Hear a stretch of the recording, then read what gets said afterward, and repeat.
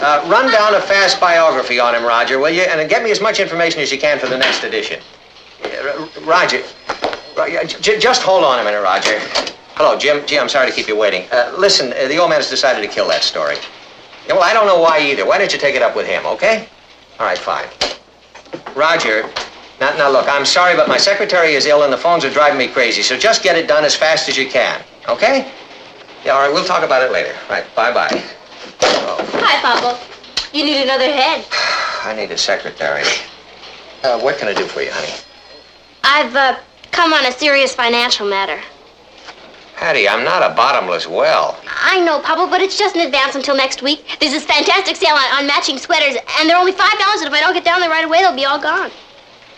Hattie, how's your shorthand? My what? Well, you studied typing and shorthand in school, didn't you? Yeah. Well, how'd you like to come down here and help me out? Miss Wilson is off for the rest of the week. I thought maybe you could drop down every day after school and handle the phones and take a few letters. Papa, that's the greatest idea I've ever heard. I'd love to work for you. Being right here in the middle of all the excitement of running a big newspaper. Earning my own way instead of borrowing on my allowance. That's wonderful. Okay, we can start right now on these letters, all right? Except I can't. You see, the reason I'm picking up the sweaters is that I have a bowling date with Richard, and he's waiting for me, and I know if there's anything you hate, it's a daughter who's not punctual. So I'm afraid I'll have to pass up this opportunity. I see. Here. Thanks a million, Papa. I'll pay you back next Saturday. Yeah. Hello? Buddy! I'm George Reynolds, remember? Of course. The last time I saw you was in Chicago, wasn't it? That's right. What are you doing here? I have to report to Mr. Lane about a job. Hey, that's great. Give your uncle my regards, will you? I'll certainly do that. Right, Bert, I'll leave it up to you to set it up. Bye. I'm, ready to take a letter.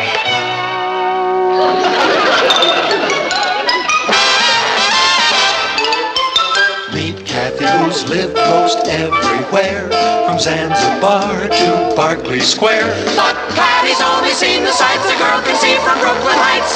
What a crazy pair, but they're cousins, identical cousins all the way. One pair of matching bookends, different as night and day. Where Kathy adores a minuet, the ballet russe, and crepe Suzette. Our Patty loves to rock and roll, a hot dog makes her lose control. What a wild duet, still they're cousins, identical cousins, and you find they laugh alike, They walk alike, at times they even talk alike. You can lose your mind when cousins are two of a kind.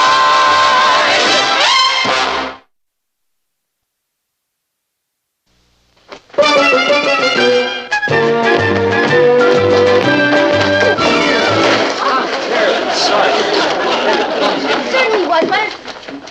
Oh, I'm sorry. I should never have gotten in your way like that. I wasn't looking where I was going. Here you are. Thank you very much. Oh, thanks a million.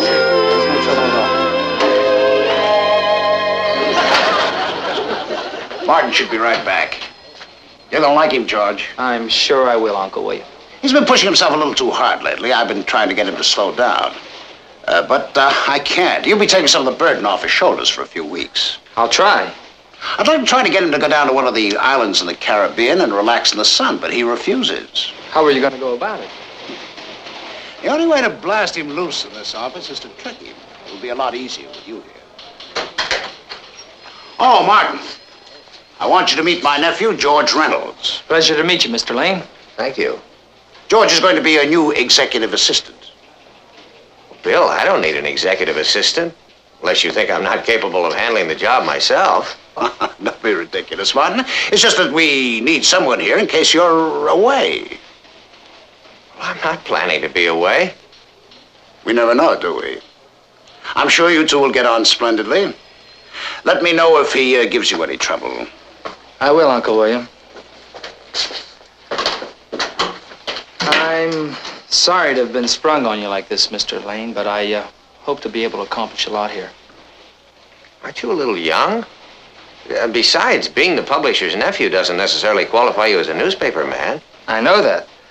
I majored in journalism at Northwestern edited a farm journal for 1 year, worked for Associated Press for 1 summer, and spent some time on the editorial desk of the Chicago Bulletin. Oh.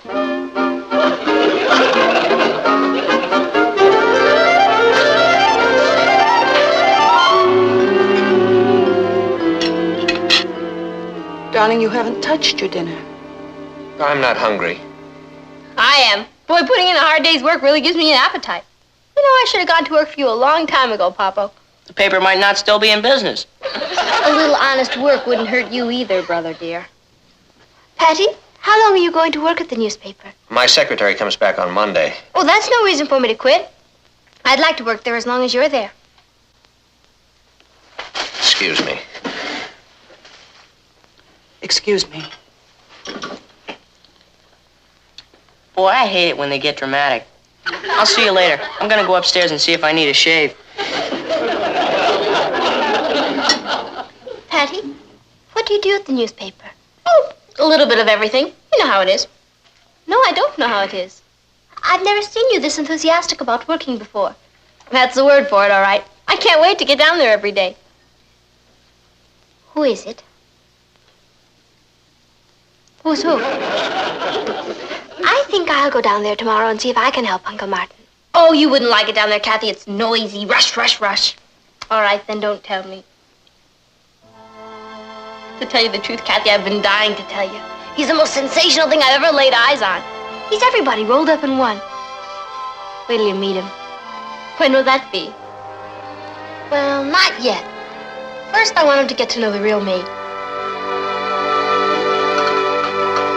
Oh, girls, please. Would you do me a Yeah, we know. I'll wash you dry. I brought you coffee, dear. Thanks. What are you doing? Oh, I'm just checking through our balance sheet. See how much money we have saved. Never as much as it should be, is it? Martin, what's wrong? Natalie, Smathers is trying to ease me out of the Chronicle. You're joking. They were in my office this morning discussing the best way to get rid of me. I don't believe it. Well, neither could I, but I heard them myself. Let's face it, Natalie, I'm getting on. They probably want a younger man in there.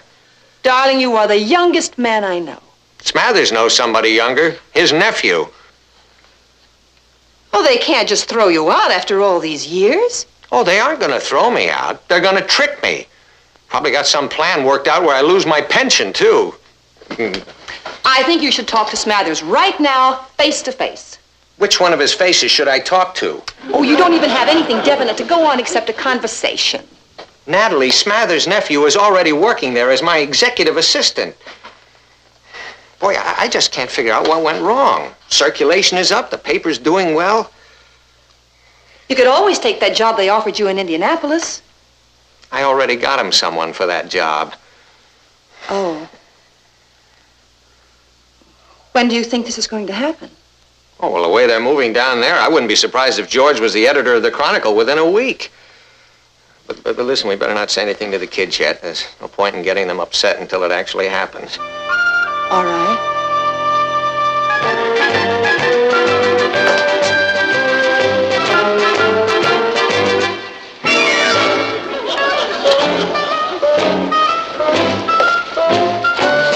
Oh, hello. Hello. Taking a coffee break? I think I better have a milk break. I've really been drinking far too much coffee. I have to cut down. 1 milk. Thank you. Would you like anything else? Yeah, just this. And, maybe this. And this. Thanks a lot. Say, aren't you Martin Lane's daughter? Yes. But I want you to think of me as just another girl. I mean, I don't believe in cashing in on the fact that my father is the managing editor of this whole newspaper. Ooh, I think that's very admirable of you. Oh, do you? You know, your father's a very difficult man to get to know, isn't he? Papa? He's the doll of the Western world. Every time I try and see him, he's always busy. Oh, I can fix that. Beard the lion in his den. What? Catch him in his natural habitat. How do you do that? By accepting the invitation I'm about to extend to you to have dinner at our house tonight. I would love to. But are you sure your father would approve? Oh, approve? Papa was the most sociable man in the whole world. All right. Thank you. I'd be delighted to have dinner tonight. Besides, it'll give your father and me a chance to talk. Yeah. We can all get to know each other a little better.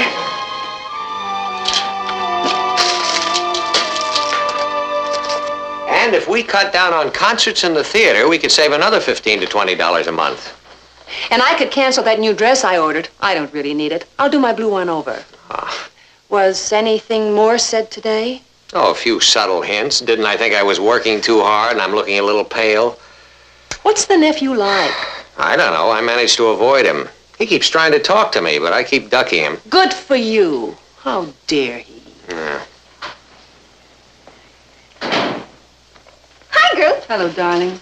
Oh, we're having a guest for dinner tonight, okay? Of course. Oh, thanks. Richard? No, this is somebody new. You'll like him, Papa. You've got a lot in common with him. He's in the newspaper game, too. Is he? Yeah. He thinks a lot of you. He's always asking me all kinds of questions about you. Well, that's very flattering. Nice to know someone's interested in me. I'm anxious for you to get to know him. As a matter of fact, he works right... There he is, right on the dot. I always say that's the sign of a good newspaper man. I wish Patty weren't so impulsive. I don't feel like company tonight. Oh, darling, maybe it's exactly what you need. And if he's in the newspaper business, you two will have a lot in common. Good evening. Yes, it sure is.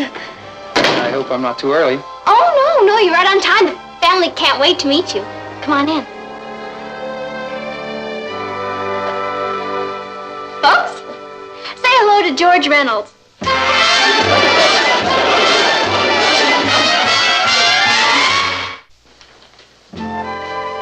Hi.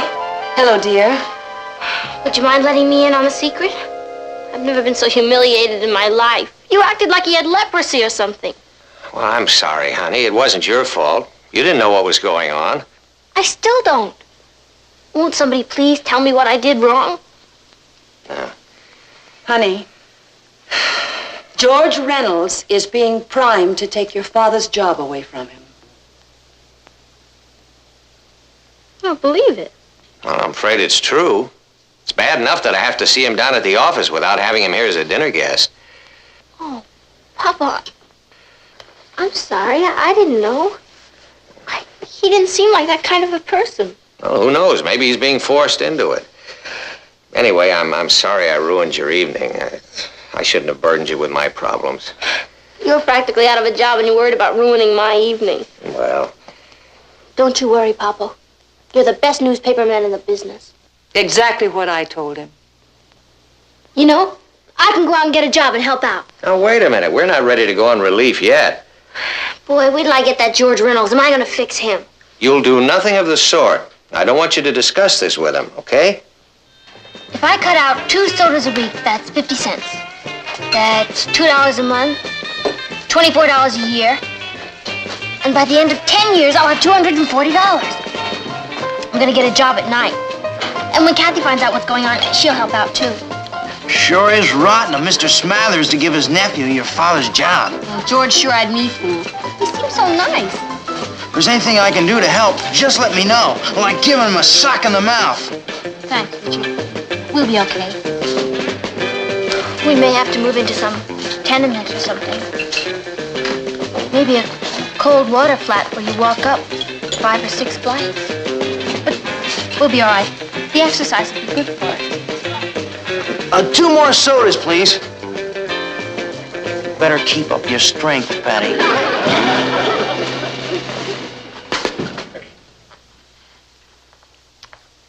Martin, I wonder how Henry Ritter is. Henry Ritter? What made you think of him? Oh, I don't know. He still owns the Oklahoma City Post, doesn't he? Yeah? And he offered you a job as managing editor. Natalie, that was a year ago. He seemed very eager to have you. Well, even if there were an opening for me, do you want to live in Oklahoma City?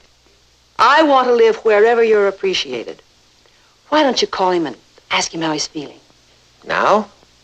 No. All right.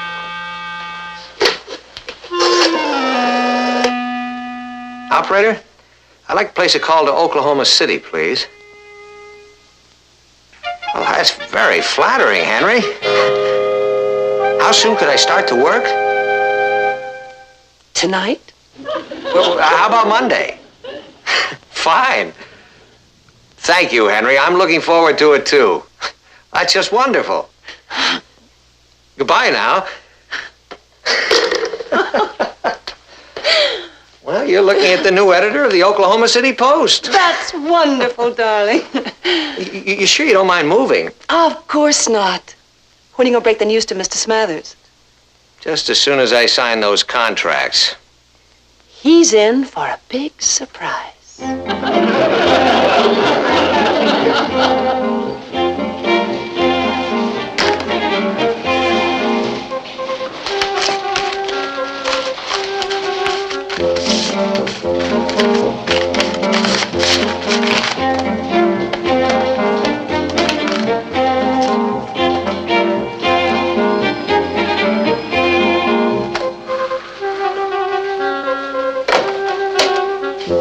Elizabeth, would you tell Mr. Smathers I'd like to see him, please? I'll see if he's in, Mr. Lane.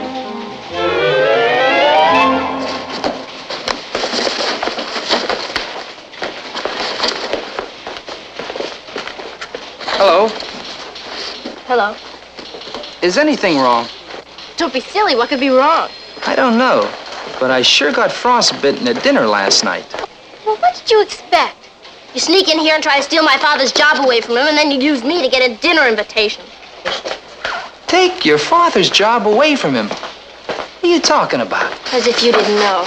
I'm here to do your father a favor. Some favor. Patty, I postponed taking a job in Paris because my uncle asked me to help out here for a couple of weeks so that your father could have a rest. A rest? That's right. My uncle wants him to take a vacation. But your father refuses to take any time off.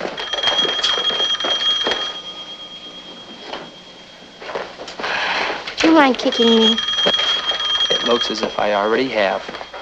I'm sorry you misunderstood. No one could fill your father's shoes, Patty. My Uncle William keeps telling me how lucky he is to have him as his managing editor. I don't have to walk up 6 flights. What? Oh, nothing. I owe you a king-sized apology. I guess we all do. I think we better straighten this out. I'll go talk to my father. I can't tell you how happy this is going to make him. Thank you. Papa, I've got the greatest news for you. I just talked to George. Now, Patty, we don't have to worry about George anymore. I know. Papa, George isn't here to take your job away from you. He's here because Mr. Smathers says you're the best managing editor in the business and he wants you to take a vacation. That's why he sent for George, so you could have time off to rest. He said that? Uh-huh. George doesn't want your job. He's waiting to take a job in Paris.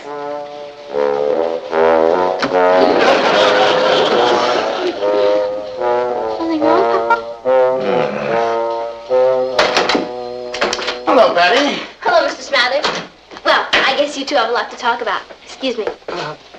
You want to see me, Martin? Oh, no. I mean, yes. That is, sit down, won't you? What is it, Martin? Well, there's something that I have to tell you. Yes, Martin. Well, you see, I'm afraid that I actually misunderstood completely what George was doing here at the paper. I thought that he was going to take over my job. After...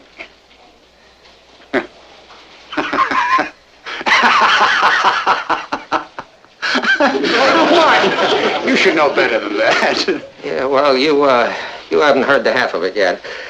You see, what I've gone and done is I've signed a contract to become the editor of the Oklahoma City Post.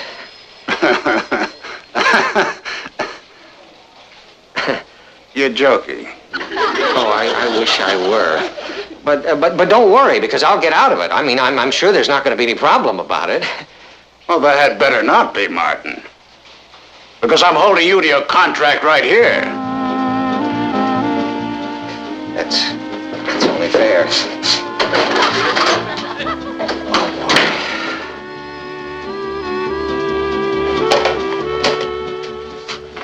Honey, would you try to get me Oklahoma City, please? He signed a contract without giving me any notice. But that was because he thought he was being pushed out of here. Oh, he should know better than that. I'm sure he'll have no trouble getting out of his other contract.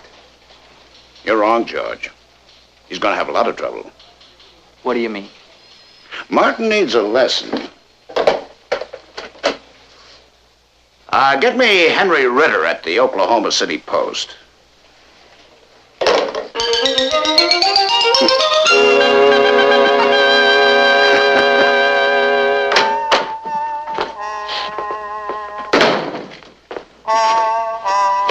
Hello, darling. Hello, Nat. Is anything wrong? What could be wrong? You're married to one of the most successful newspaper men in the business. How many other men do you know who are managing editors of two newspapers which are 2,000 miles apart? Didn't you quit your job on the New York Chronicle? Oh, Smathers has no intention of letting me quit that job, and neither does Ritter out in Oklahoma City. I talked to him for an hour today on the telephone. Martin, what are you going to do? I'm going to fly to Oklahoma City tonight. What about Smathers? Oh, he says it's all right, so long as I'm back here tomorrow morning. What's going to happen? I'm not sure, Nat, but I have a feeling that from now on I'm going to spend a lot of time in the air. Hi, folks. I brought a dinner guest home.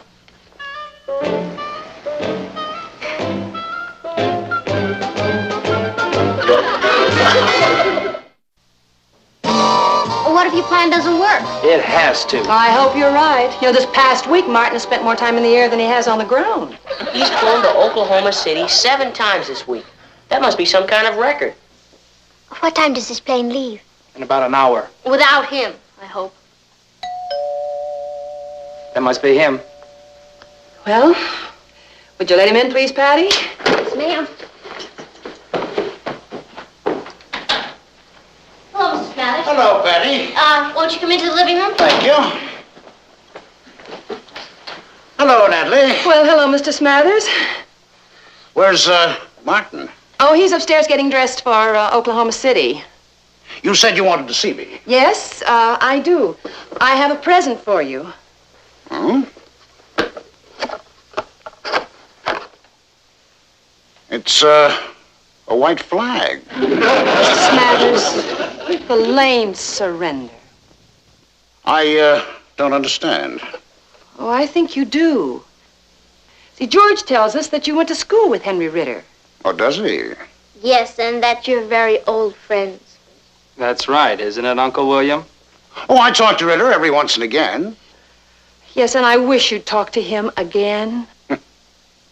I bet Henry that Martin could handle both jobs for a month. Oh, well. Is he ready for that vacation?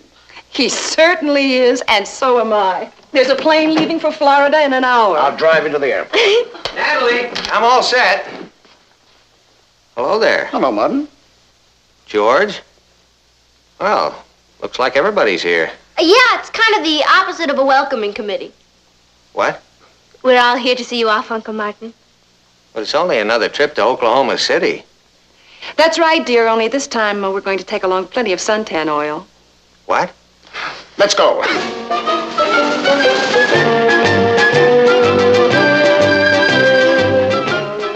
I'll never forget you for this. My pleasure. Come on. You know, sometimes I don't understand my family. You don't have to understand us, Martin. Just love us. Yeah, but what do we need with suntan oil in Oklahoma City?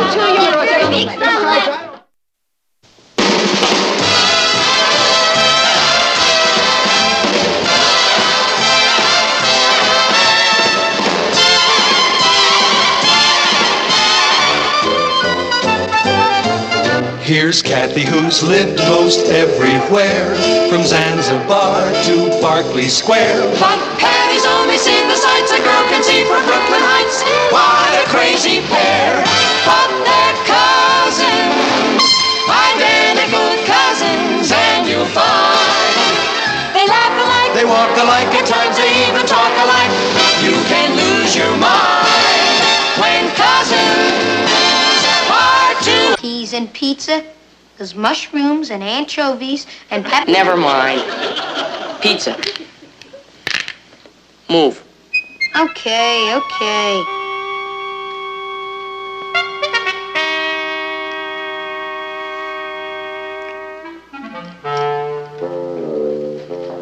See, this over here. This in here. Will you and move? This over here. Okay.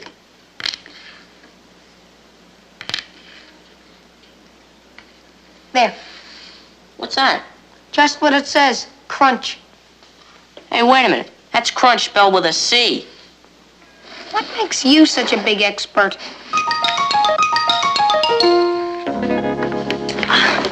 Patty, how are we going to get Ross's presents into the closet with him sitting right there? I'll tell you what. I'll get him into a nice, friendly conversation. That'll distract him. No, it won't. That would only make him suspicious. You're right. Okay? I'll get him into a nice, friendly argument. Once I've got his attention, you make a beeline for the closet, okay? All right.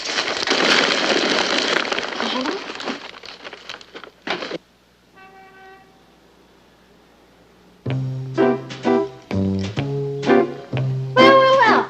Playing Scrabble, fellas? No, we're drilling for oil. Really, well, that's very funny, Ross. Will you put an egg in your shoe and beat it? Oh, you're really a whip today. I Hey, can't come on, give it a... Oh, now you've done it. I'm sorry, Ross. Keep looking. I think you get them all. How many was there? 7? Yeah. Oh, here's another one. Okay, I think you've got them all now. I got it! D-O-G. Dog. I'm tired of this game. Why don't we go outside and hack around? Okay. Oh, wait a minute, fellas. How about a nice game of three-handed Scrabble? Then you'll play with us? Oh, sure, I'd love to. Okay. Are you ready? To play Scrabble with you? Put an egg in your shoe and beat it. You know, you're right. Your sister is a flip. No, she's not. She didn't really want to play. No? Nah, she was just keeping us busy while Kathy hid my birthday presents. How do you know? I just know. It's kind of a gift I have. Like mental telepathy? No, like eavesdropping. Meet Kathy, who's lived most everywhere, from Zanzibar to Berkeley Square. But Patty's only seen the sights the girl can see from Brooklyn Heights. What a crazy pair, but they're cousins, identical cousins all the way. One pair of matching bookends, different as night and day.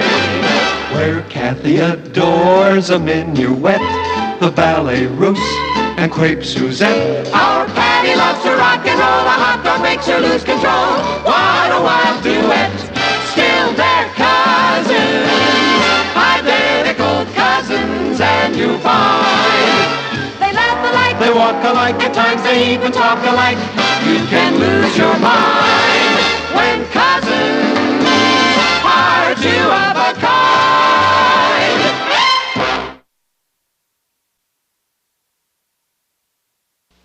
Come and get it. Boy, my mother never gives me lunch in my room. Not even when they want you out of the way so they can talk about you?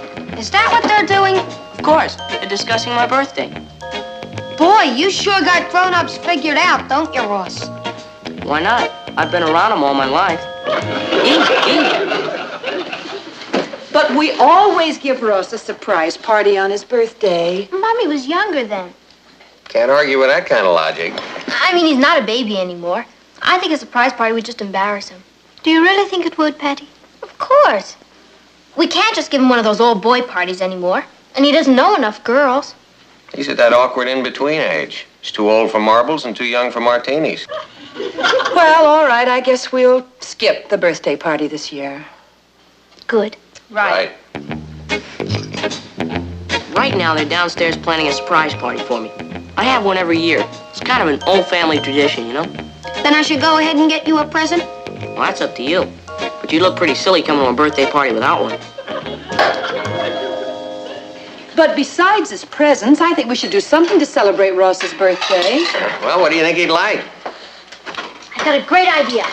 I saw an ad in the paper. Excuse me, Papa. Here. The creature that swallowed the earth. It's perfect. Perfect for what? See the monsters, half vegetable, half human. See raw violence as horror stalks the streets. See the earth devoured alive, gulp by gulp. It's Ross. Yes, he's mad about monster pictures. You mean take him to see that for his birthday? If you really think he'd enjoy that sort of thing. You know, I think he'd love it. Good. Now all we have to do is find somebody to take him. Thank you for volunteering, Patty.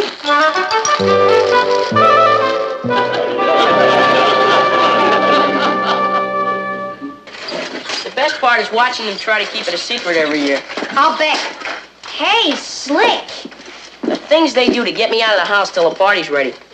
Like once, a long time ago when I was just a kid, they told Patty to take me to one of those merry-go-rounds in a truck and give me a few rides. Was that funny? Yeah? I wouldn't get off and go home. Then once, she took me to the movies, and when we get there, she says, "Oh, dear, I just realized I saw this picture." So we go home, and of course, there's a party. I'm dying to find out what they're gonna pull this year. Enter. Ross, could I speak to you, dear? In a minute. You let her call you dear. On my birthday, I have to make these allowances.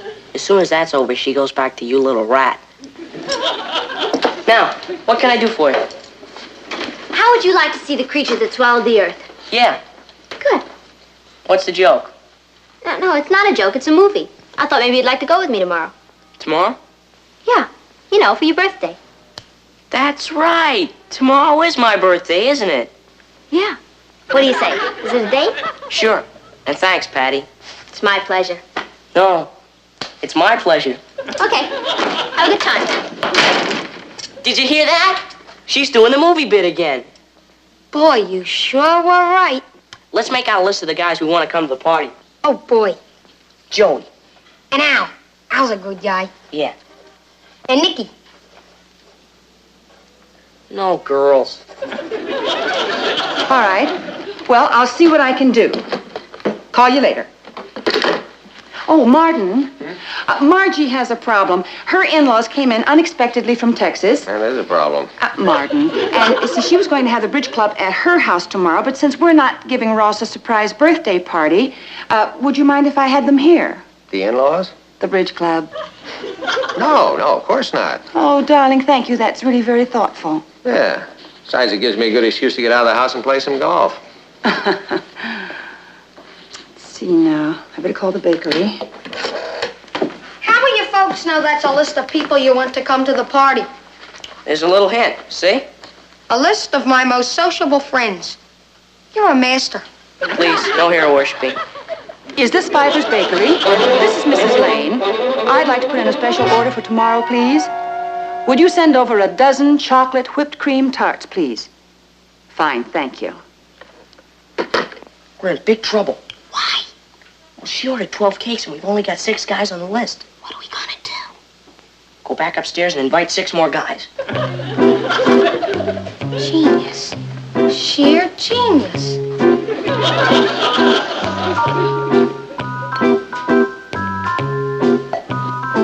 We'll use a bigger glass next time.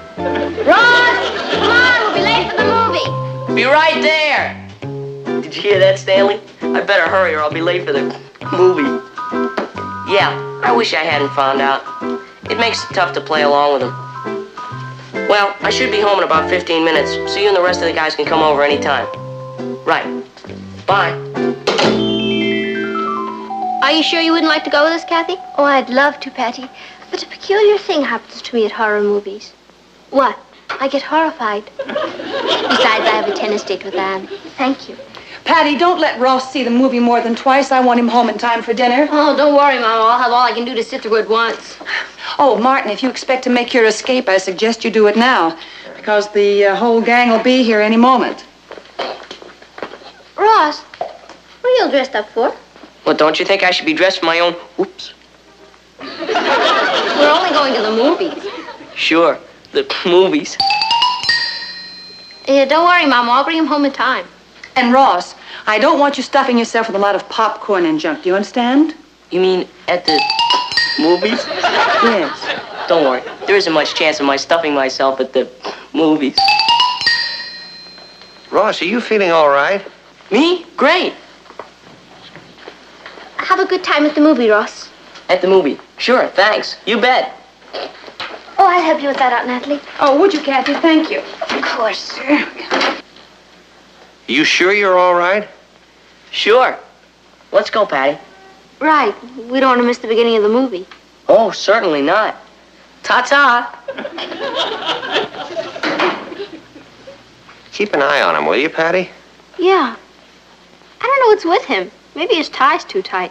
I think he's just excited because it's his birthday. No, there's something wild going on. I get that terrible feeling we're living with a time bomb.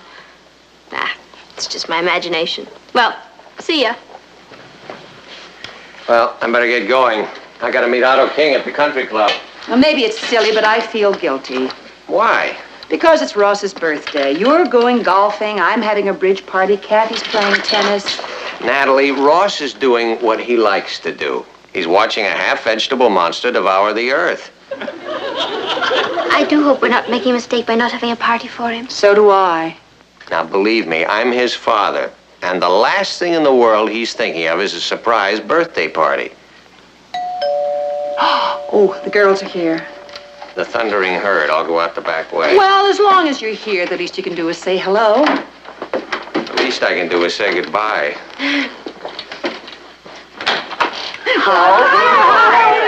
Look, girls, the first husband we've caught this year. Not quite. I was just on my way out. 4. My dear, bye.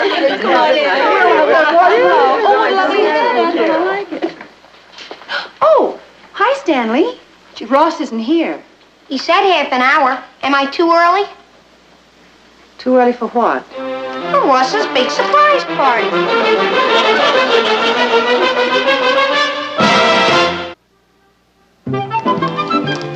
So Ross didn't want to let on, but he knew about the surprise party all the time. He knew about the... Patty was right, a time bomb is going off. He even heard you ordering the cakes. And when he heard you order a dozen, he called up and invited more guests. Oh, no.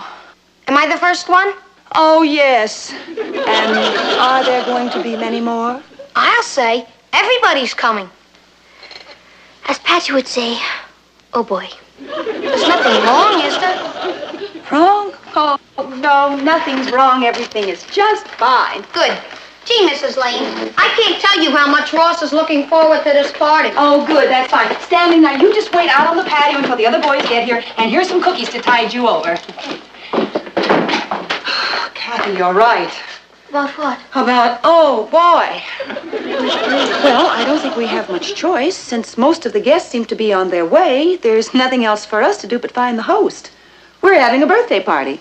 All right, I'll call the theater and see if I can get in touch with Patty. Oh, would you, Kathy? And I'll go to the market and get some hot dogs and lemonades and party favors and prizes. Oh, and if the boys come before I get back, maybe they can learn to play bridge. Hello, information. May I please have the telephone number in Brooklyn Heights? Creature that swallowed the earth. Looks like a great picture, doesn't it? Yeah, I wish I could see it sometime. What? I can't wait. Hey, hiya, Ross. You going to the movie? Well, sort of. What do you mean you go to the movie, sort of? You're either going or you're not. Ross, wait there. I'm not. They gave me a surprise party today. Oh, I get it. The old decoy trick. To get you out of the house while they're getting everything ready. Yeah, they're real amateurs. It's kind of pitiful. Yeah, my folks, too. Say, so you're having a surprise party, huh? Yeah. Yeah. Well, many happy returns, and hope you have a good time at your party. Have to tell me about it sometime. Hey, wait a minute, Joey. Weren't you invited? Well, it's okay. It's your party. You can invite whoever you want. Your name was on the list. My folks must have called you. Were you out this morning? Just fooling around in the garage for a while. Well, there you are. You mean I'm invited? Yeah. Gee, thanks. Hey, is Keith going? Yeah. That's funny. I just saw him. He didn't say anything about it. My folks must have missed him, too. I tell you, they just aren't well organized. Get a hold of Keith, Larry, Al, Harvey, and Pete. Make sure they're all there. Gotcha. Thank you. Shh, my sister's coming. Yeah, well, okay, Ross, old buddy. Enjoy the movie. Well, I got the tickets. Let's go. You bought tickets? What for? It's a little ceremony they make you go through before they let you in. Well, you mean you're going in, even though you saw the picture before? Who says I saw it? Well, weren't you going to say that? No. Well, then how... I mean, where? Huh? What? Nothing. You know, they ought to write a science fiction picture about you. Come on. The monster already devoured half of New Jersey.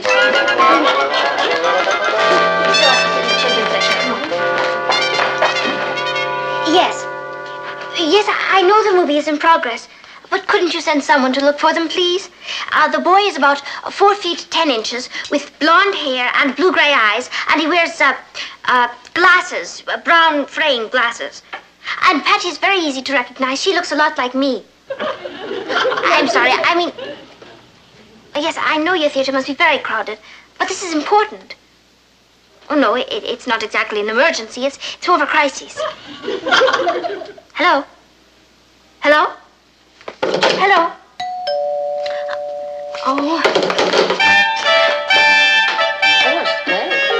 Excuse me.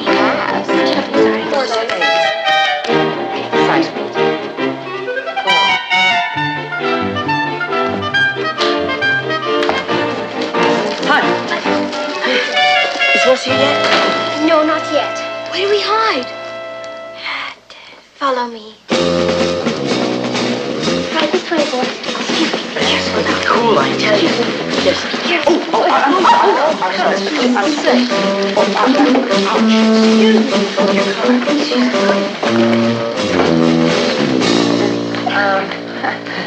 Well.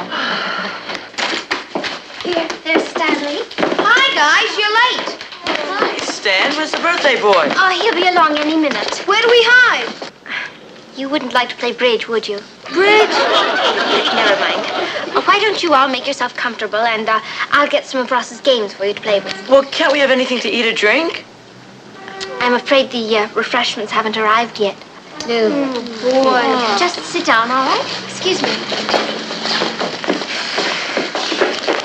Boy, I've been to some pretty corny birthday parties in my time, but this one is pathetic. I don't know how it happened. All I know is this half-vegetable monster was about to eat the Pentagon building, and I reached over to grab my brother's hand, and he was gone. He just disappeared. Now, please take it easy, miss. I'm sure he's in the theater somewhere. I looked everywhere. Well, now let's try it again. What does he look like? He's about this tall with blonde, shaggy hair and blue-gray eyes And brown frame glasses. Yeah, how did you know that? He's standing right behind you. Oh. Sorry. That's quite all right. Thank you. Hello? Is this Pfeiffer's Bakery? This is Mrs. Lane's son. You know those chocolate whipped cream tarts you're delivering? Well, we'd like a dozen more. We're having more guests than we thought. Yeah. Hi. I think you have the wrong number. Goodbye. What are you doing in there? You know I was a nervous wreck. I was making a phone call. In the middle of a monster picture? You really are growing up. Well, we better be going. Yeah. Oh, The street is this way. the theater is this way. Don't you want to see the end of the picture? Patty, we can't. Why not? Well, you know. No, I don't know. Because of the... Oh, cut it out. Ross, maybe you better tell me what you're talking about. Look at the time. We have to get home. Home for what? Oh, boy. Patty, I can't keep it up any longer. I know about it. I've known about it since yesterday. Good. Now, do you want to tell me about it, or is it just for the ears of the FBI? Oh, come on. I'm talking about my surprise party. Your surprise party that you're keeping me away from the house for. Ross, I don't know how you got that idea, but there's no surprise party. Gee, Patty, would you make a great spy? No matter how much they tortured you, you wouldn't break down, would you? Come on, we'll be late for the party. Oh, boy. And would you send over another dozen chocolate whipped cream tarts, please? Oh, yes, I know you did, but we've had a few unexpected developments. I have a group here who can eat them faster than you can bake them. Thank you. Aunt Natalie, do you think these are enough sandwiches? No, but it's all we have. Well, I'll take the coffee and cake into the bridge game. How is the group in the patio doing? Well, I don't know how much longer I can keep them under control. They want Ross. So do I. maybe we should just have sent them to the movie. That's not a bad idea. This is the last time I will ever surprise Ross by not giving him a surprise party. Shall we press on? Courage.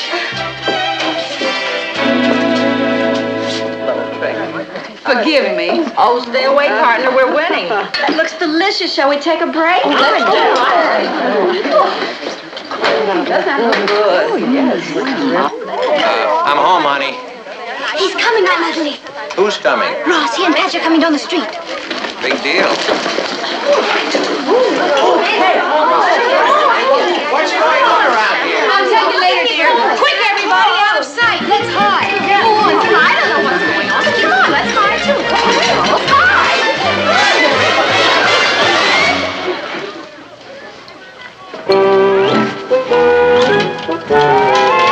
Right now, they're all in there hiding. Ross, look. You're a year older now. Can't you get it into your head? There's no birthday party. Sure. Look. You know what's going on in there now? Mama's bridge club. Of course. Okay, I give up. I guess you'll just have to learn to face life. Thanks for everything, sis. This is gonna be the best surprise party I've ever had. Wait. I can't let you go in there. You mean they aren't ready yet? Ross, I don't want you to be hurt. I'm the one who said you shouldn't have a party. I was doing it for your own good. At least I thought I was doing it for your own good. There is no party. That house isn't full of my buddies waiting for me. No. I'm sorry. If they are inside waiting to shower me with presents, what'll you give me? What do you mean? Will you be my slave for a month? Yeah, sure. But Ross... That's all I want to know. Can I go in now? Yeah? Just wait till you see the surprised expression I have this year. Well, hello, darling. Back from the movies already? Yeah. What happened to your bridge club?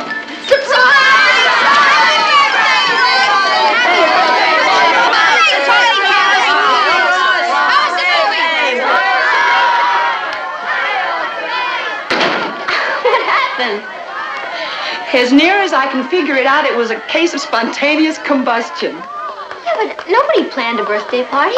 Oh, I think you're mistaken, Patty. I am? Ross did. Oh, Slade, could you carry these presents into the living room for me?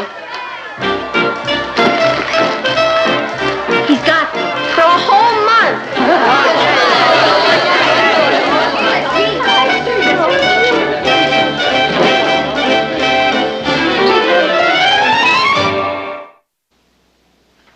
Did you have enough to eat, Ross? Yeah, thanks. Ross, how many times have I told you about reading at the table? Well, I have to do this for a book report in school tomorrow. Oh, Slave, could you turn the page for me? Turn them. Yes, Ross. How's that? Thanks. Sure. I want you to save your strength, because when this month is over, you're gonna need it. Oh, isn't it about time for, I'll get it, Aunt Natalie. I'll get it. That kid's a born slave. Happy birthday! Happy birthday, Ross. Oh, gee, thanks. Go ahead, make a wish and blow out the candles. Barry! Blow them out. Oh, come on, blow harder.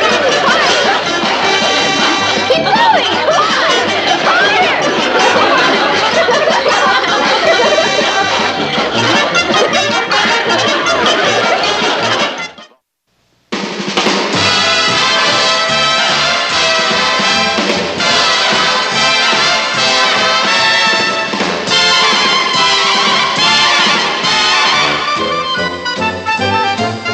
Here's Kathy, who's lived most everywhere, from Zanzibar to Berkeley Square. But Patty's only seen the sights a girl can see from Brooklyn Heights.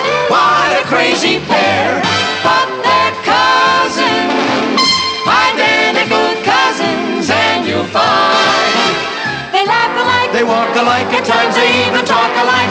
You can lose your mind when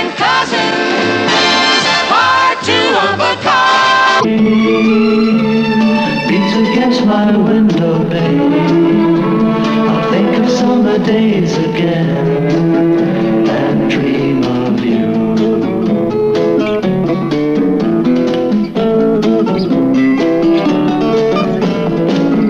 They say that all good things must end someday. Autumn leaves must fall. But don't you know that it hurts me so to say goodbye to you? Wish you didn't have to go. No, no, no, no. And when the rain beats against my window pane, I'll think of summer days again and dream of you. And dream of you.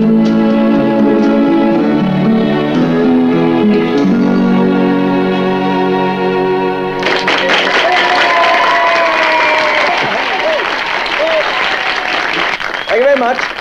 Thank you. Thank you. It's very good to be performing at Brooklyn Heights High School. Hooray! Coming here is just our way of saying thank you to the young lady who helped us get our first big break, Miss Patty Lane. Thank you. I'd just like to say that I feel very proud and happy to realize that I had a part in giving Nigel and Patrick to the world. I'll never forget the first time I heard them sing. It was at a little radio station right here in Brooklyn Heights, on a day that was also pretty historic for my cousin Kathy. She had just been given a very big job there. Good afternoon, music lovers. This is Kathy Lane, broadcasting a new program of classical recordings presented by Brooklyn Heights High School over Brooklyn Heights' own station, BHBH. We open with Chopin's Nocturne in E-flat major, played by the distinguished young American pianist Harold Burke.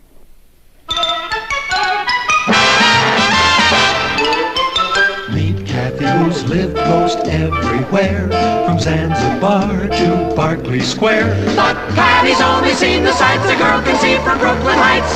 What a crazy pair, but they're cousins, identical cousins all the way. One pair of matching bookends, different as night and day.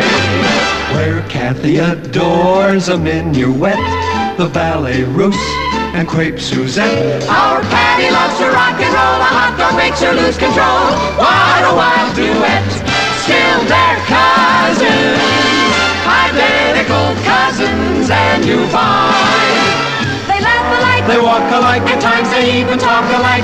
You can lose your mind when cousins are two of a kind.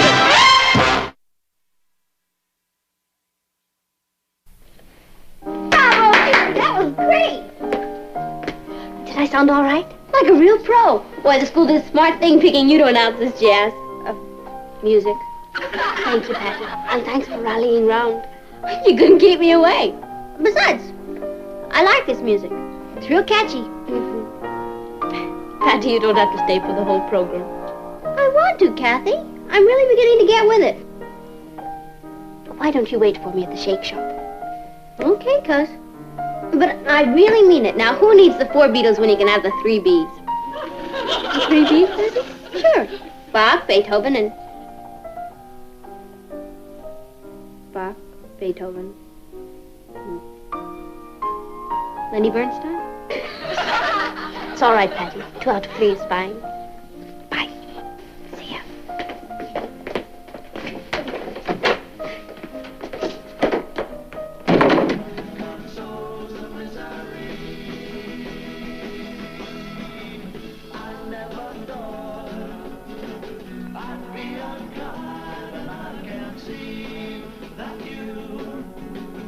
That you're really mine, so it's hard for me to break.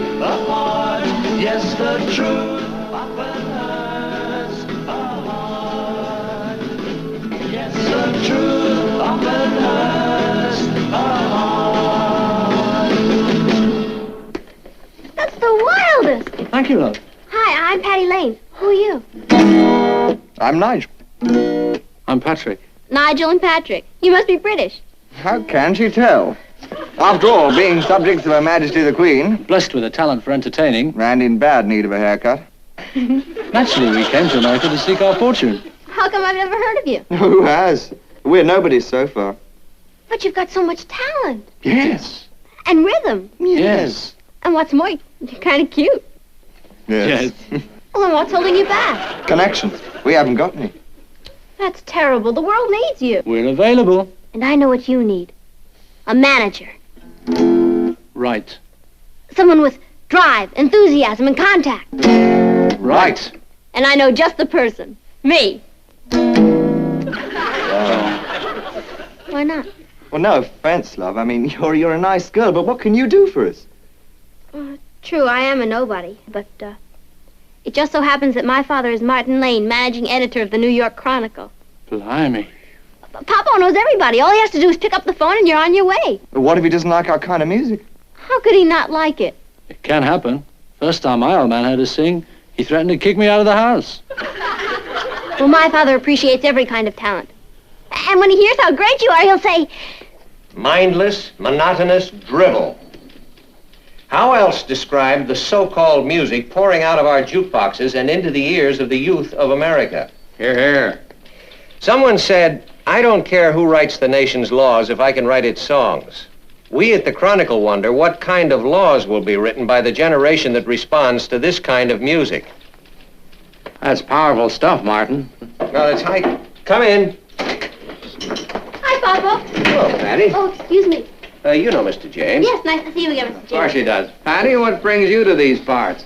I was just down listening to Kathy announce her symphony program. I told you about Kathy's radio show. How was it? Oh, terrific.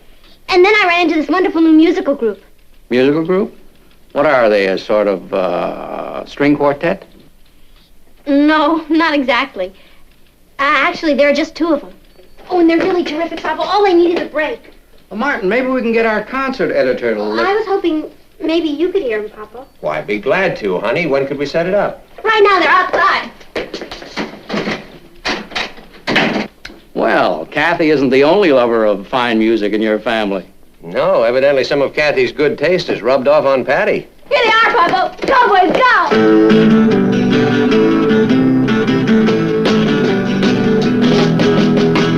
Can't give you love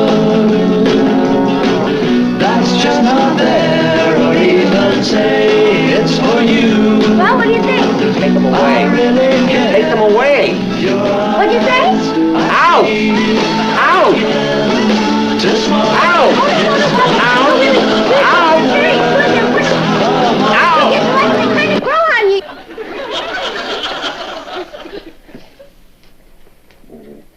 Can't give you love.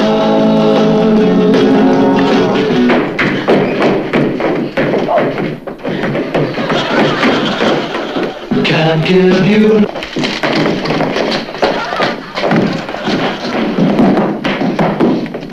Can't give.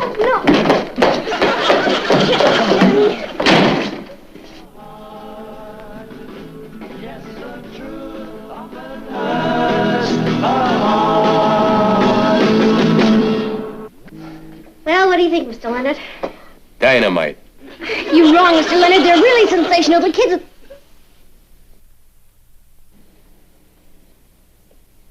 You mean you like them? What's not to like? They're sensational. You really mean it? From the heart. Well, you heard what he said. And to think you brought them to me, Danny Leonard, a hole-in-the-wall fly-by-night, a nobody. Mr. Leonard, you may be a hole-in-the-wall, fly-by-night nobody. But we believe in you. And I believe in them young fellas 100%. You want us to make a record? What record? A whole album. An album? It can't miss. I'll stake my bottom dollar. How soon can you record us, Mr. Leonard? Who says we can? But you said you believe in them. And I do, but who am I? Danny Leonard, a hole-in-the-wall fly-by-night and nobody. Let's go, Nigel. Wait a minute. I ain't finished. It happens I got a silent partner, rich brother-in-law, Max Winters. He manufactures shoes. You mean if he likes them? We're in business. We'll audition for him. Impossible. Max wouldn't listen. But if he won't listen, how... He don't listen to people, only to records. You gotta go out and make a demo. What's a demo? A demonstration record. That's going to cost money, Mr. Leonard. Don't look at me. But you said you'd stake your bottom dollar. I already spent it. But if you fellas go out and make a demo, and Max likes it, we can go all the way. All the way. All the way. Thank you, Mr. Leonard. I take it. Take one. Ross, would you tell Patty that... Oh, excuse me. That's okay, Kath. I'd like you to meet Nigel and Patrick, my cousin, Kathy Lane. Evening. How'd you do? How'd you do? Kathy's a disc jockey. Yeah? Blimey. Yeah, but she only plays long hair stuff. Oh, well, that's all right. Down, boys, not that kind of long hair. They're really very talented, Kathy. I'm sure. It was very nice to meet you. Nice meeting you. Okay, come on, let's get with it. Nigel and Patrick, take one.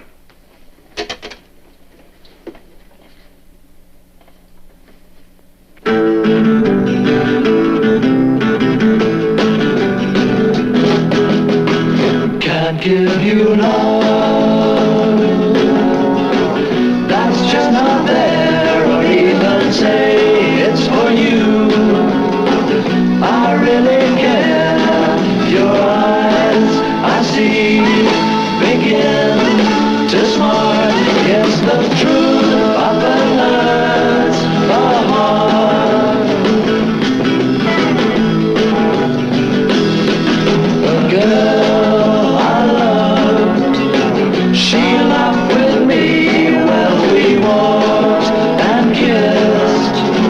I felt so free, then she turned and said, we fell apart. Yes, the truth often hurts the heart. You love me more than I love you. That's something that I've had said to me. It's the way of love, they blindly say, but only time consoles the misery. I never thought I'd be unkind, and I can't see that you're really mine. So it's hard for me to break apart. Yes, the truth often hurts a heart. Yes, the truth often hurts a heart. That was beautiful, fellas. Let's hear it back, Ross. That was fabulous.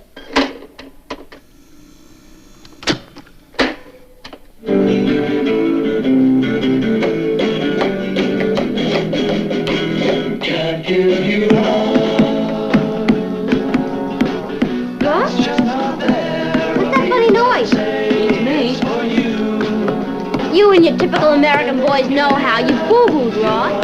I did not. Begin to smile. I know what it is. What? That was you, Patty. Me? Oh, yeah. Yeah. Sorry about that. That's all. Ready to take two? And you go stand in a corner. Nigel and Patrick, take two.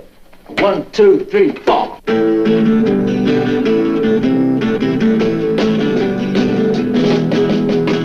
Can't give you love that's just not there, or even say the truth often hurts a heart. Yes, the truth often hurts a heart. Dynamite. You really like it? What's not to like? Then you'll play it for your brother-in-law? I told Max you fellas are making a demo. What did he say? He won't listen. That's wonderful. He won't listen? Max says, what does he know from demos? A shoe manufacturer. You said... It's what Max says. He wants to hear him on the air. On the air? Max says he won't put up a nickel until a disc jockey plays the record, and then he'll spring. Mr. Leonard, we're just kids. We don't know any disc jockeys. Naturally. But you must, Mr. Leonard. I mean, being in the business. Do I know the DJs? Intimately. Well, that's great. But I could pick up the phone and call any one of them right now and tell them that I personally think that you fellas have a terrific number here. Will you? What use would it be? Who'd listen to me? Danny Leonard, a hole-in-the-wall, fly-by-night nobody. Let's go, Nigel. Wait a minute, fellas. We're not licked yet. Sure, I'm a nobody, and I don't know any disc jockeys. But I believe in Nigel and Patrick. And somehow, I'm going to see to it that you go all the way. All the way. All the way. Dynamite.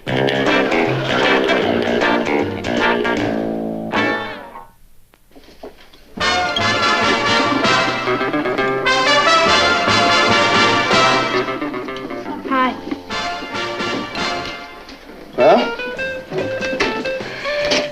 Believe me, fellas, I tried. But... I went to every disc jockey in town. But... I told them how great you sing and how you really deserve a break. What? But they have a rule. They won't play anything that hasn't been recorded. But we can't get recorded until someone puts us on the air. Let's face it, fellas, we're dead. You think someplace in New York there'd be a disc jockey? I have a wonderful program for tomorrow.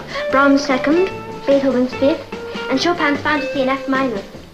Brahms, Beethoven, and Chopin. Why can't she give young blokes a chance? That's show business. What'd you say? Brahms, Beethoven, and Chopin. No, not you. I said, why can't she give young blokes a chance? Nigel and Patrick, you're not only talented and tall, you're geniuses. Kathy! Patty, for the 50th time I've told you it's impossible. But why, Kathy? It's such a small favor to ask. I told you why, because I only play the classics. But Nigel and Patrick are classic. Patty, you know I'd like to oblige you. Yeah, that's why I told Mr. Leonard to tune in tomorrow. Patty, he'll be listening with his brother-in-law, the silent partner money man. Well, I hope they like Tchaikovsky's Sixth, because that's what they'll be hearing. Oh, Kathy, the whole record takes only 3 minutes to play. Now, what are 3 minutes? Long enough to get me thrown off the air.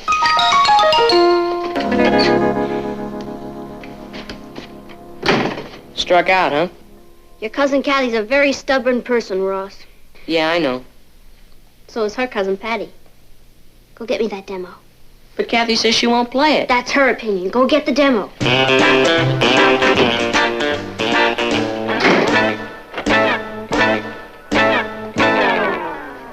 Hi, Kath. Patty, you're not going to start badgering me again. No. As a matter of fact, I came to apologize for being such a pest. That's all right. I know how easy it is to get carried away. Yeah, I'm pretty kooky, but I'm all over it now. Kathy, isn't it about time for you to go on the air? Oh, just about. As soon as the sound engineer gets here. Oh. You mind if I hang around for a while? No, I'd love it. Thanks.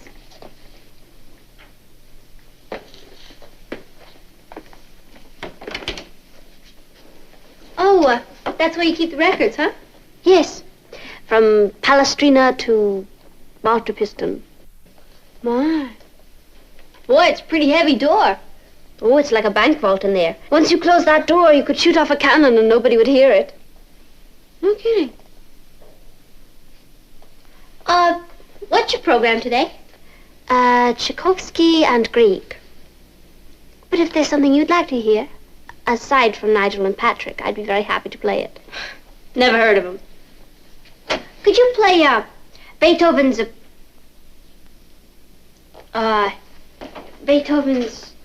Beethoven's what? How about his First Symphony? It's very melodic. Oh, great. All right, I'll get it.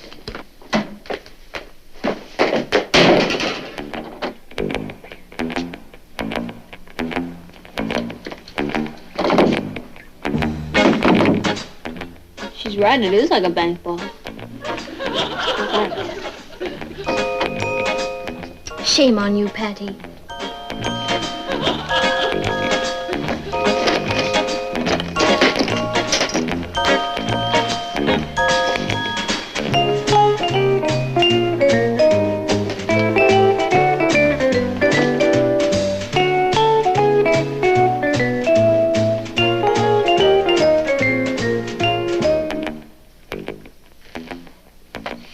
shouldn't let her do this to me.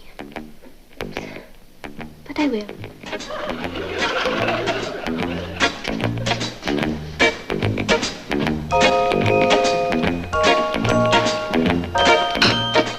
Hi, Kathy. Ready to roll? Yes, all set. We'll play these two, and, you can put this one on first. Nigel and Patrick. On this program, Kathy? Yes, it's an experiment I'm making to see how our listeners react to the modern British rhythms. It's your show. Yes.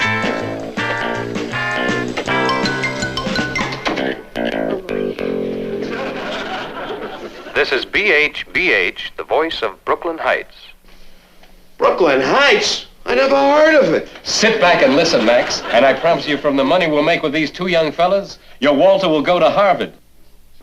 That'll be the day. We now offer an hour of recorded music presented by Brooklyn Heights High School. A high school program. Danny, what are you doing to me? Take my word, Max, it's those high school kids who buy all the records today. That's right, Papa. Chiefs of America. Pick Nations hits. God help America. Good afternoon, ladies and gentlemen. This is Kathy Lane. Kathy Lane? Who's she? Very big in Brooklyn, Max. The kids swear by her. We open our program this afternoon with a number by two young boys whom I predict will be number one in all our jukeboxes. You hear what she said, Max? Here are Nigel and Patrick singing Truth Often Hurts the Heart. Go, boys, go.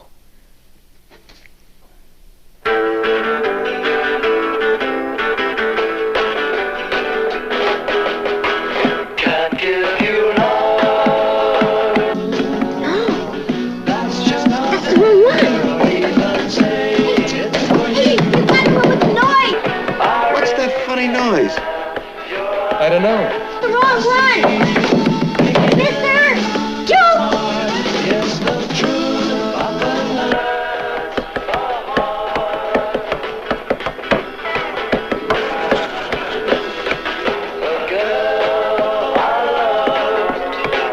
Two fellas, you said. One of them must be a woodpecker. Somebody goofed. I'll tell you who goofed. My hole-in-the-wall fly-by-night nobody of a brother-in-law! Wait a minute, Max. You're wrong. Look. Ooh, hey, man, dig that beat.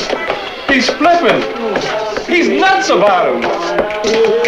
You hear, Max? You hear? The youth of America has spoken.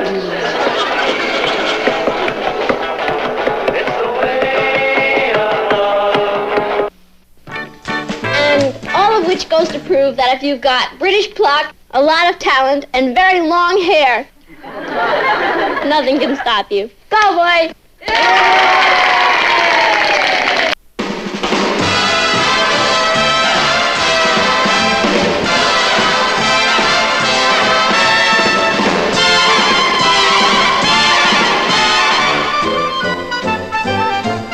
Here's Kathy, who's lived most everywhere, from Zanzibar to Berkeley Square. But Patty's only seen the sights a girl can see from Brooklyn Heights. What a crazy pair! But they're cousins, identical cousins, and you'll find they laugh alike, they walk alike, at times they even talk alike. You can lose your mind when cousins are two of a kind. I'll take that welfare package if it's ready. Oh, sure. I'll get it for you. My, this is such an attractive room. Oh, I just love these old houses out in Brooklyn Heights. Uncle Martin says this one dates way back. Oh, indeed, yes. They don't build fireplaces like this today.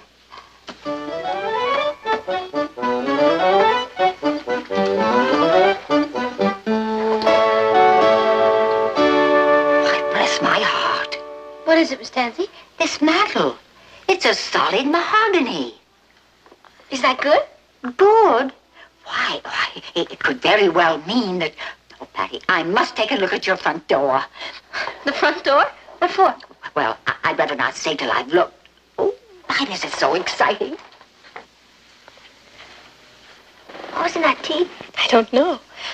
Miss Tansy is a bug about old houses. I believe she's a chairman of some historical society.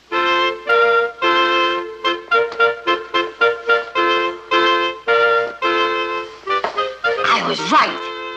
Patty, this house is Georgian. Came from Georgia? Georgian, referring to the style of architecture dating from the reign of the first 4 King Georges of England. Meaning, this house is over 200 years old. How can you tell, Miss Tansy? Well, the mahogany mantel and the style of this door. Now, both are found only in houses built in the early 18th century.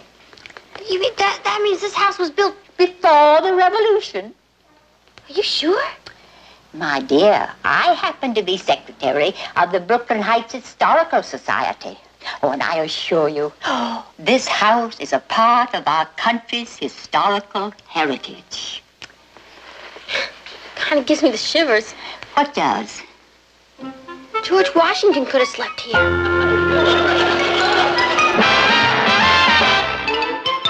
Meet Kathy, who's lived most everywhere, from Zanzibar to Berkeley Square. But Patty's only seen the sights a girl can see from Brooklyn Heights. What a crazy pair, but they're cousins, identical cousins all the way.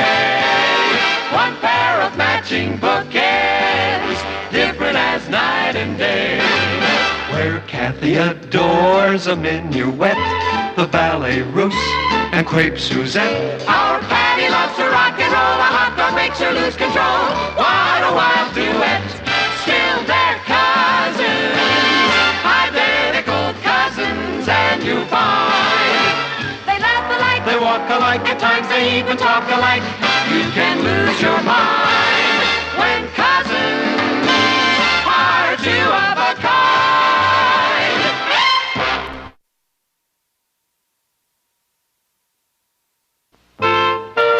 Papa, our house was built by King George of England. Patty, Miss Tansy didn't say that. Well, anyway, during their reign, over 200 years ago. No wonder it's so hard to heat. Aren't you thrilled? Well, it's nice to know we live in a landmark. But when that fuel bill comes, I sometimes wish we had a nice split level from the reign of Eisenhower. Yes, the house is getting a little creaky, isn't it? Well, it's been so long since we've really done anything. I didn't say that. Well, yes, you did, darling, and you are so right. It's time we had the house really done. Well, maybe a little paint here and there. Oh, Martin, that's just patching. The house needs to be done over top to bottom. I like it the way it is. Bless you, son. You said it yourself, Martin. It's been ages since we spent any money on the place. And I learned to read my newspaper at breakfast. Besides, Papa, after what Miss Tansy told us, isn't it like our patriotic duty to keep the house looking nice? All right. What did you have in mind? Well, Gwen Butler knows this interior decorator, Dennis Latouche. She says he's French and utterly brilliant and dirt cheap. I like the last part. Oh, yeah. Gwen says he'll come in and give us his advice absolutely free. Oh, sure. That's how designers make their living, by giving advice absolutely free. Oh, hello, Miss Tansy. Oh, yeah, of course.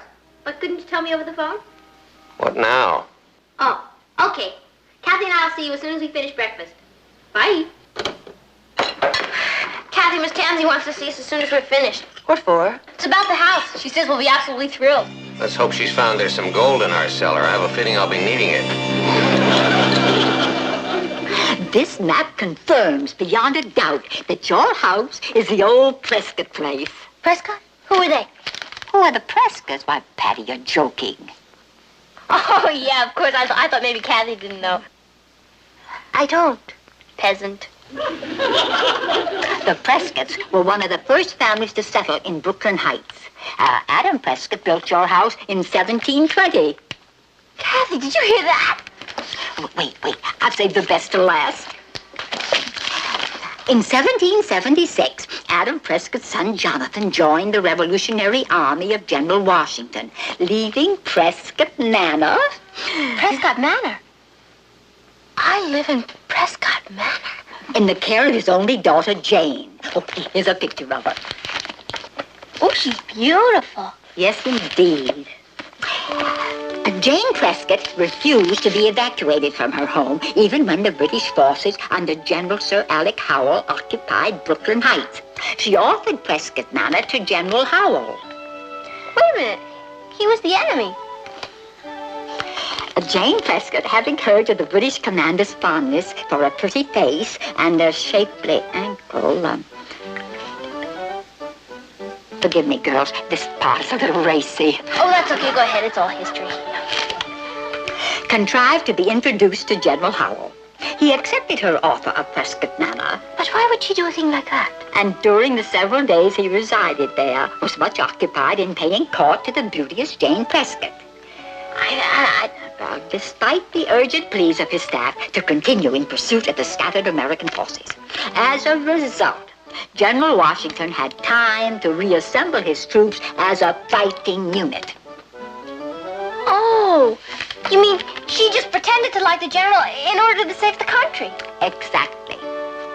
Then the revolution was practically won or lost in our parlor. What? Yes, in a way. Thanks a million, Miss Tansy. Come on, Cat. Come on, where? To tell Pablo the news so he can put it in the Chronicle. Oh, Patty, it is a very interesting story. But all this happened about 200 years ago. For Pete's sake, do you always have to be so technical? Come on. Thanks a million, Miss Tansy. See ya. Well, there's no question, Patty, that is a fascinating historical footnote. Footnote, he calls it. Papa, our house practically saved the Union. I believe that was Abraham Lincoln, honey. Anyway, what did you want me to do? Spread it all over the front page so everybody will know we live on hallowed ground. That's hallowed, Patty. And I don't really think anybody but us Lanes would give a hoot. I disagree, Martin. It's a nice human interest feature. Now, J.A., you're a publisher. You know that a newspaper man isn't news unless he shoots somebody. I still say it rates a story. Well, you're the boss. Would you send Miller in, please? Hey, wait till the gang reads about this. Yes, it's rather a feather in the Lane cap. You know something? From now on, when the kids come to our house, I'm going to charge admission. Madame, you were so wise to call me in. Oh, yes. Well, the room does need something. It needs everything. Well, we find it quite comfortable. An old shoe is also comfortable, but does one wish to live in it? Very well put, no? Do you have any ideas, Mr. Latouche? Not so fast, madame. First, I must immerse myself in your house. Well, I can show you the floor plan. I mean psychically, spiritually. Hi, Mom. This is my son, Ross, Mr. Latouche. Hi. Mom, look. It's about how our house used to be Prescott Manor. Oh, isn't that nice? Don't you want to read it? Later, dear. We're disturbing Mr. Latouche. Oh, I'm going to find Patty. Yes, you do that, dear. You know, this may spark you, Mr. Latouche, but it seems that our house predates the American Revolution. I'm so glad. Do you think perhaps we should consider an early American decor? Surely you do not suggest we do this room a la Betsy Ross? No. I mean, heavens to Betsy. Very amusing. But why not? Sure, madame. In decor, a period is either in or out. And early American is out. But alas, not way out. That would be better? Naturellement, because then it would be in again. At the moment, it is, how you Americans say, nowheresville. I see. But you can advise me what to do with the room. Mais oui. Oh, Mrs. Butler said that there would be no charge for advice. Certainly not. What do you suggest? I suggest that you engage me to suggest a suitable decor. Please do. I will. For this, my fee will be $500.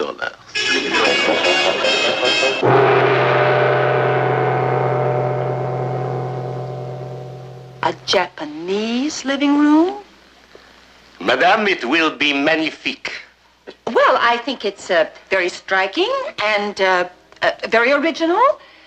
But a Japanese living room in an old colonial home? Madame, last summer, I turned the Pennsylvania Dutch barn into a Polynesian palace. Really? It was the showplace of Bucks County. Really? Until some uncultured person burnt it to the ground. Best news.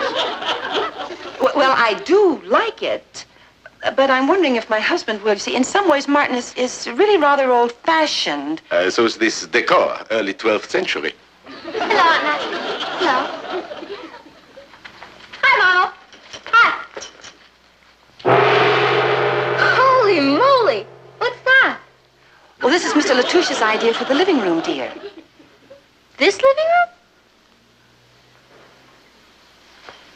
How so? Do you like it? Oh, it's very interesting, Aunt Natalie. Yeah, spooky. Oh, spooky nice, I mean. But is Papa's favorite chair going to fit in this? Buddha forbid. Oh. Well, it's a real ditty bop. Mom, Miss Tansy asked if some of the ladies could come over and see the house. Well, of course, dear. Oh, good. That's what I told her. Well, we're going upstairs. Goodbye. I mean,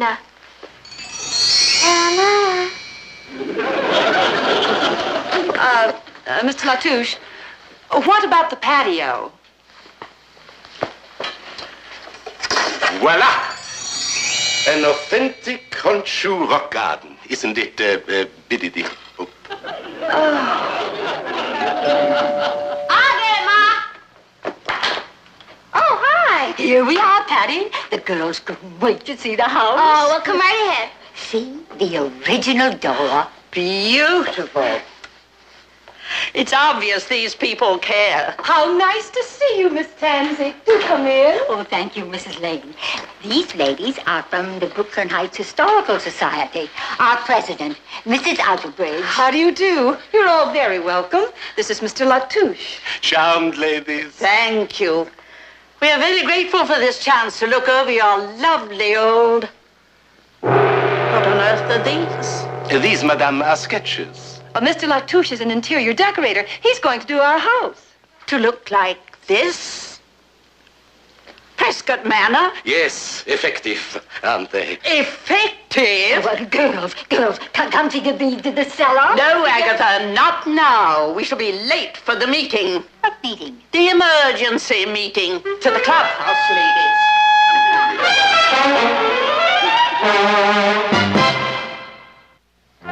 And so we urge every member of the community to support this drive to make historic old Prescott Manor into a National Historic Site. How about that? Great. Miss Tansy is sending over a petition for all of us to sign. And we will. And what's that phrase of Patrick Henry's? In letters large enough for George III to read without his glasses. Dad, exactly what will it mean, being a historic site? Oh, they'll put up a bronze plaque outside the house telling what happened here. Papa, maybe we should set aside a special day so that people can come and visit, like at Mount Vernon and Monticello. Well, I don't think we're going to be quite that historic. In any case, I don't want a lot of sightseers traipsing through here all the time. Now, don't worry, Nat. Historic or not, this place is ours, and nobody's going to take it away from us. This is our house, our own sturdy little castle.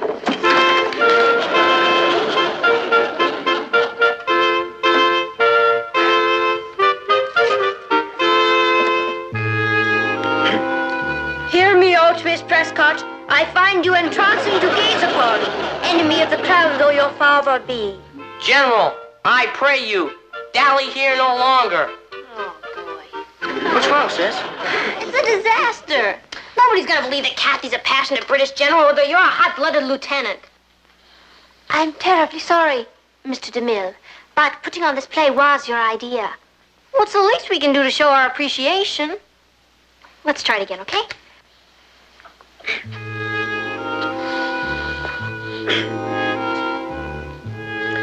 Hear me out, Miss Prescott. I find you entrancing to gaze upon, enemy of the crown though your father be. General! Kathy, how can a brilliant girl like you, who speaks 8 languages, be such a rink of an actress?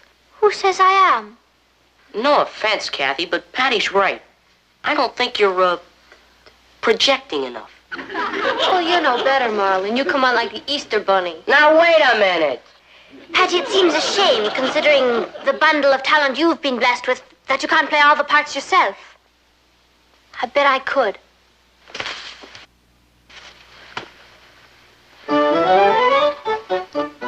Hear me out, Miss Prescott. I find you entrancing to gaze upon, enemy of the crown though your father be. General, I pray you, dally here no longer. You were saying, General? Miss Prescott. Nay, Sir Alec. Pray, call me Jane. General, a courier has just arrived with this message from the front. Excuse me. Zounds! The Yanks have done it! And what, General?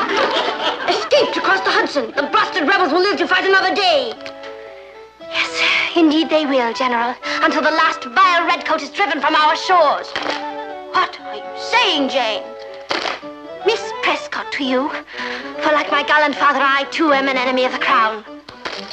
But dash it all, General, be gone! Oh, I'm terribly sorry, Miss Tansy. I didn't hear you come in. Are you okay? Yeah, the front door was open. I'm sorry. What are you children up to? Oh, we were just rehearsing a play. One I wrote. It's called Jane Prescott's Finest Hour. She means Patty Lane's. It's a surprise for the Ladies' Historical Society to show how much we appreciate what they're trying to do for our house. That's very thoughtful. Oh, Patty, is your mother in? I must see her. Oh, yeah, she's in Papa's study. Is it about the house? Well, yes, in a way. Oh, come on, I'll show you. Did I hurt you? I'm so sorry. That's right in here. Mom, Miss Tansy's here to see you. Well, hello, Miss Tansy. Well, I better get back to rehearsal. Boy, the cook needs a lot of work. Pardon me for dropping in like this. I'm delighted, Miss Tansy. I was just looking at these sketches. The sketches? Oh, yes. The new decor for the living room. Striking, aren't they? Oh, yes, indeed. But I don't see the fireplace. Oh, well, Mr. Latouche feels that we should brick it over. Brick it over? But it's an heirloom. Well, Mr. Latouche says that it doesn't fit with the samurai motif. Oh, he does. Well, I'll be leaving now, Mrs. Lane. But I thought you wanted to talk to me. Well, I changed my mind. Oh, that is, it'll keep until the house is, good day, Mrs. Lane, good day.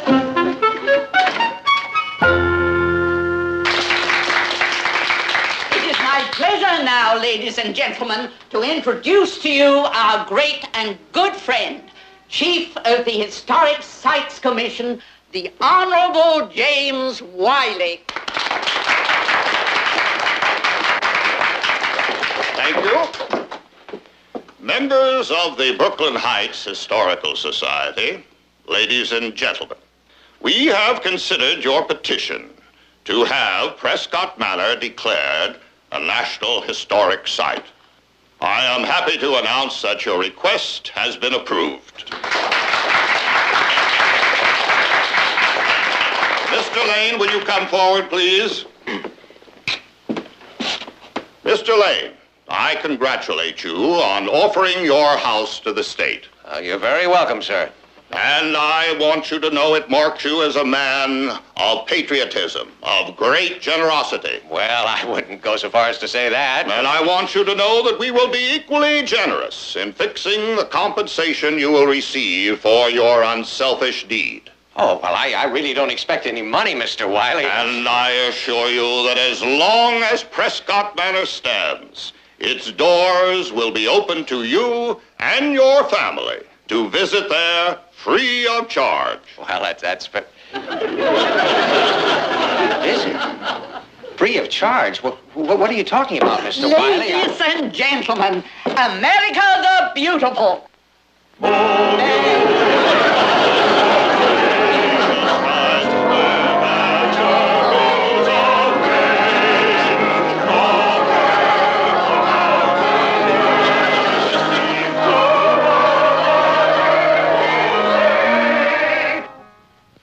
Flummoxed. Sold down the river by a bunch of little old ladies in tennis shoes. Honey, I didn't see anyone wearing tennis. Oh, never mind what they wore. Where are we going to live now? Papa, can't you tell them we refuse to give up the house? How can I? I signed that petition. I thought you said they were just going to put a plaque outside. Well, that's the way it usually works. Who knew those old hens were scheming to throw us into the gutter? Will you see who that is, Ross? It's probably some of the neighbors coming to congratulate us. Good evening, young man. Is your father home? Yes, sir. He's in the living room.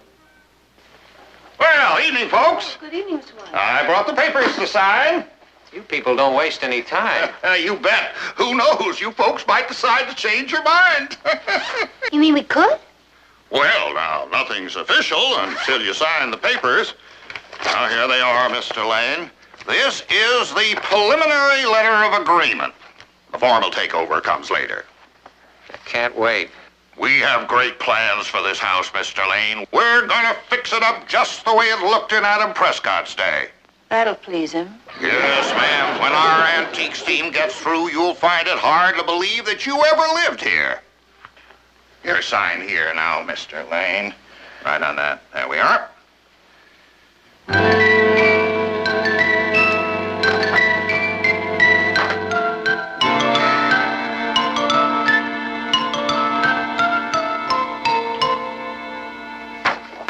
No. You can't have it. Why, Mr. Lane, what are you saying? I'm sorry, Mr. Wiley, but you can't have this house. You folks signed the petition. You offered us the house. Okay, so I'm an Indian giver. Oh, Mr. Lane, I wish you'd reconsider. I already have, Mr. Wiley, and just in the nick of time. Oh, please, Mr. Lane, we are mighty anxious to acquire Prescott Manor. No, it was Prescott Manor, Mr. Wiley. It is now the Lane House. It's an historic site. Jane Prescott. I know all about Jane Prescott, but I'm much more interested in the Lane family history that was made here. You know, my kids grew up in this house, Mr. Wiley, Patty and Ross. They had the measles here and the mumps, and all their birthday parties. If I'm not mistaken, the first time that Patty was ever kissed by a boy, it happened right here in this living room. No, Papa, it was in the kitchen. Well, anyway, this is our home, Mr. Wiley. And when our grandchildren come to visit, I don't want them to have to ask for permission from some historical society. Martin, that's beautiful. Wish I'd said that. I appreciate your feelings, Mr. Lane, but Mr. Wiley, you can come and visit us anytime you like. Free of charge. Yes. Well, good night. Good night, Mr. Wiley. Bye, Mr. Wiley. Papa, you were brilliant. Yeah, you came on like a real tiger, Dad. I had to. I was defending our cave. You know, it's a pretty nice old cave, isn't it? It's lovely. I can't wait to see what it looks like Japanese.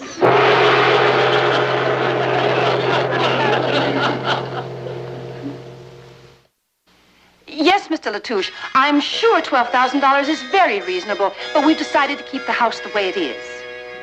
Oh, yes, I understand early Japanese is in, but as far as we're concerned, it's out. Au revoir, Mr. Latouche. I mean, adieu. Sayonara Japanese decor? Yes, darling. I think the Prescotts would approve. Yeah, well, I don't know about them, but I do. And so does my checkbook. Hey, if you kids want to ride, you better hurry up. I'm ready to leave. Be right down, Papa. Have a good day, dear. Don't worry, I will. Now that things are back to normal.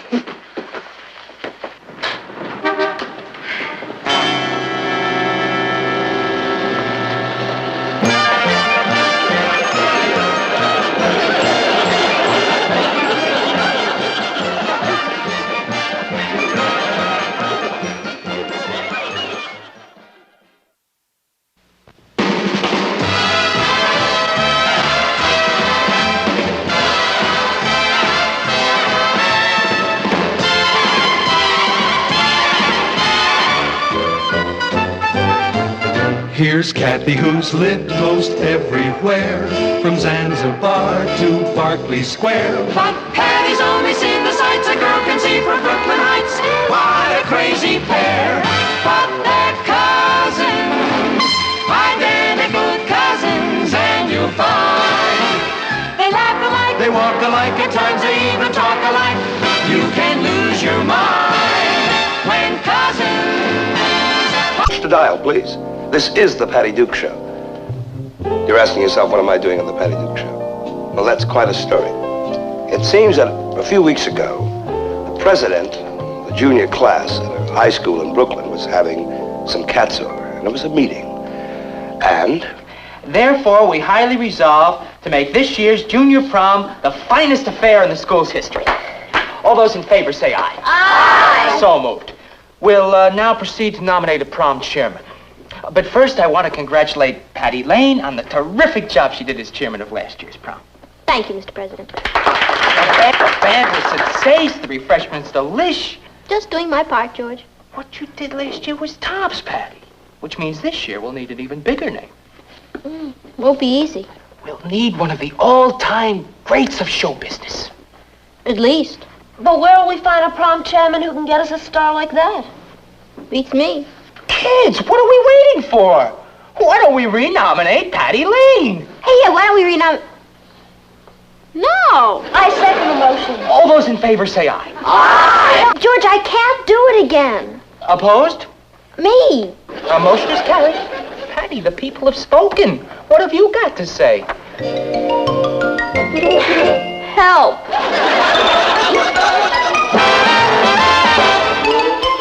Meet Kathy, who's lived most everywhere, from Zanzibar to Berkeley Square. But Patty's only seen the sights a girl can see from Brooklyn Heights. What a crazy pair, but they're cousins, identical cousins all the way.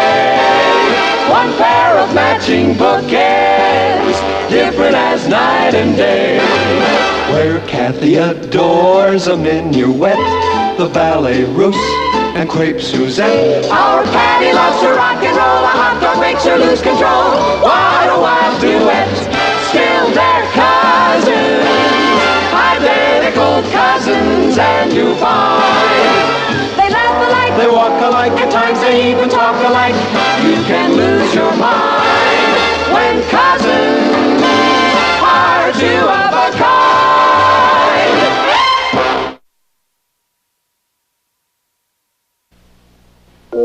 Oh, stop looking so glum, Patty. It's a compliment to you. Oh, yummy. But what do I do about it? Oh, you'll rise to the occasion. A girl with your energy and resourcefulness. And family connections. Papa, you're a big newspaper man. You're managing editor of the Chronicle. So, what would you say if your only daughter asked you to use your influence to... Just what I said last year. That's what I figured. But I admire your persistence.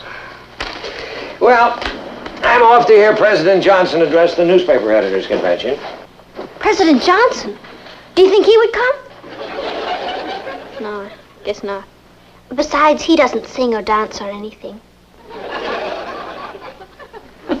I'll walk you the car. Now, if Harry Truman were still in the White House...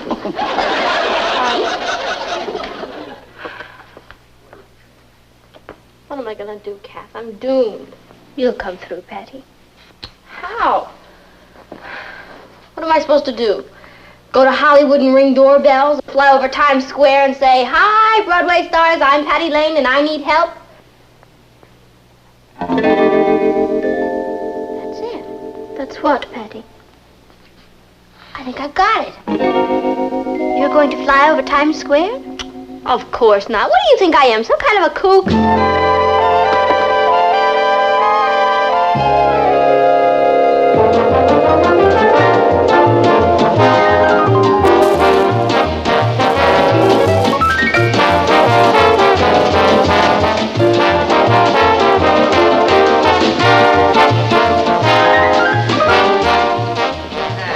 Already.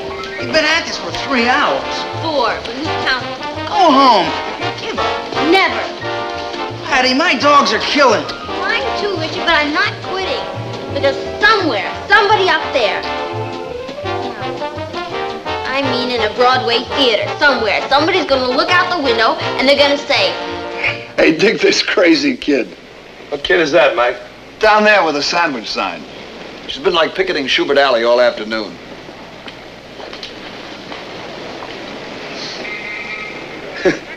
My name's Patty Lane. Help.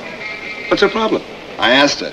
She wants a Broadway star to come and entertain at some high school dance. In Brooklyn yet. So she puts on a sandwich sign. Good for her. You know what she's paying? What? $15. You're kidding. $15? She ought to be home learning her lessons. No. She's a very smart girl. She's got guts. 2 minutes, Mr. Davis. Come in, Big Daddy. You know something, Mike? When I was a kid, I used to pull nutty stunts like that just to get myself noticed. Yeah, sure. Listen, Sammy, about that recording date. Do me a favor. Go downstairs and get her and bring her up here, will you? Up here? What for? I've just decided.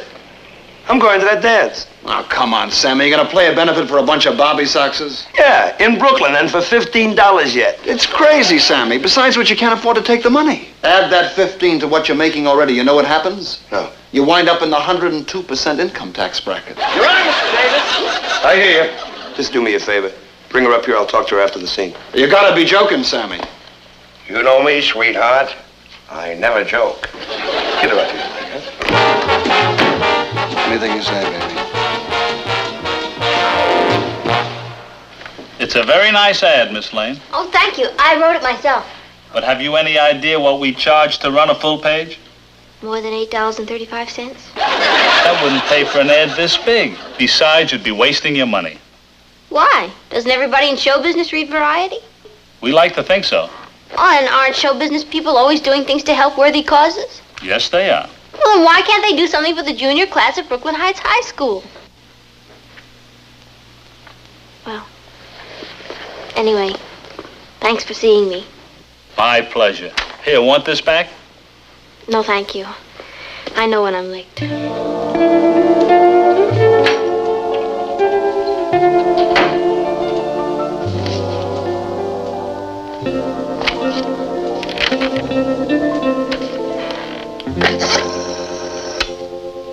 Jesse, come in my office. I got a story about a high school kid in Brooklyn. Yeah, I see Variety's got a story on that kid. What kid? Patty Lane. The girl with the sandwich sign.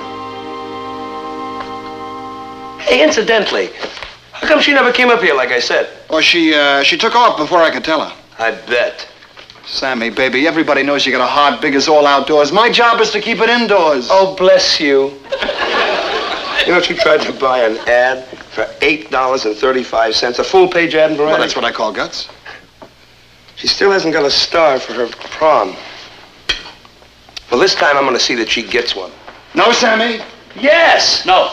Look, I happen to date kids who don't give up. Sammy, baby, you're doing 8 shows a week, plus recording dates and TV. Oh, I'm so busy. But I'm not that busy. Now, come on, give me the phone, please. What for? I want to fly to Cleveland. I want to call Patty Lane and tell her I'll be there Saturday. Sammy, you want to work Saturday night after the show? I'll get you a bundle for a club date. Tat. Remember, no dough. Can't afford it? Give me the phone, huh? Please. Please. Now I understand why Dean and Jerry broke up. I'll call her and she'll get a big thrill out of it. You know what a pleasant thing? Money don't mean everything, you know. The number's here and I'll call her. The joy she'll have in those kids at that prom when I meet her. Hello? May I speak to Miss Patty Lane, please? This is Patty Lane. I understand that you're looking for someone to entertain at your prom Saturday. That's right. How did you know? Well, I read about the story in Variety. In Variety? Who is this? My name is Sammy Davis. Sammy Davis? Well, actually, Sammy Davis Jr. And I'll be happy to come and sing at your prom. You're Sammy Davis Jr. That's right. And you want to entertain at the prom? I certainly do. Very funny, Richard. Huh? I said that's very funny, Richard. But, Miss Lane, Patty, you don't understand. I am Sammy Davis Jr. Yeah, and this is the Gabor sisters, all 3 of them. Look, please, Patty. Oh, good night, Richard. On second thought, good night forever.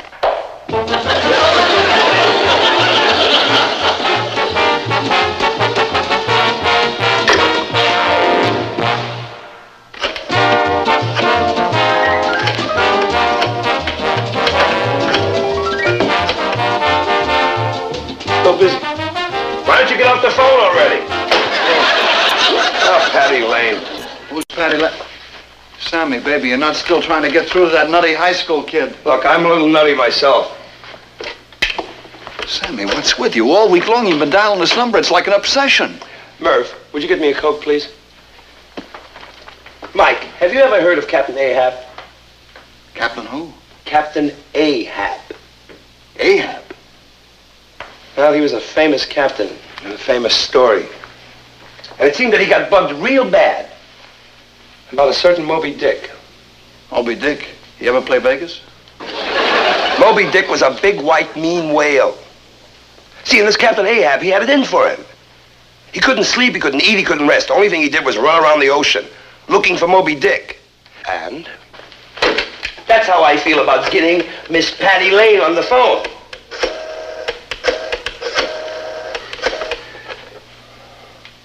It's still busy. Well, you know how kids are when they start gabbing. Hello, George. It's Patty. I've been trying to get you all night. Your line's been busy. Yeah. Well, you know how us kids are when we start cabbing, Patty. What's up? George, it's about the prom. Oh, it's a sellout, Patty. Everybody will be there tomorrow night. Swell. And you know why? They can't wait to see what big, important guest star you've got for us. I'll bet. Thanks to you, Patty, it'll be a prom they'll never forget. George, I want to talk to you about the prom.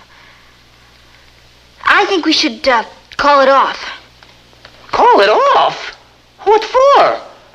Patty, are you putting me on? No, George. Well, then there's only one explanation. You're stuck. You can't get us a big guest star. That's not true. Of course I can. You just better, Patty. Because the whole class is going to be there. And if you don't show up with a big, important, famous celebrity, Doomsville.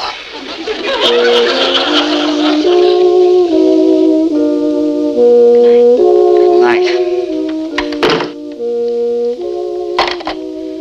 I wonder if they let girls enlist in the French Foreign Legion. Hello?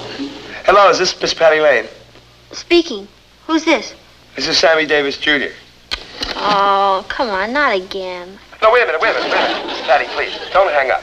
This really is Sammy Davis, Jr., and I really, really want to come and sing at your prom. Why don't you knock it off, Richard? Enough is enough. You mean you really still don't think I'm Sammy Davis? Of course I don't. All right, listen to this. Why can't I fall in love like any other man? And maybe then I'll know what kind of fool I am. Now, what do you say? That I have the exact same record. Of Sammy Davis singing that song. Richard, I think you're mean, hateful, and horrid. And don't bother picking me up for the prom tomorrow night because I won't be going with you. What?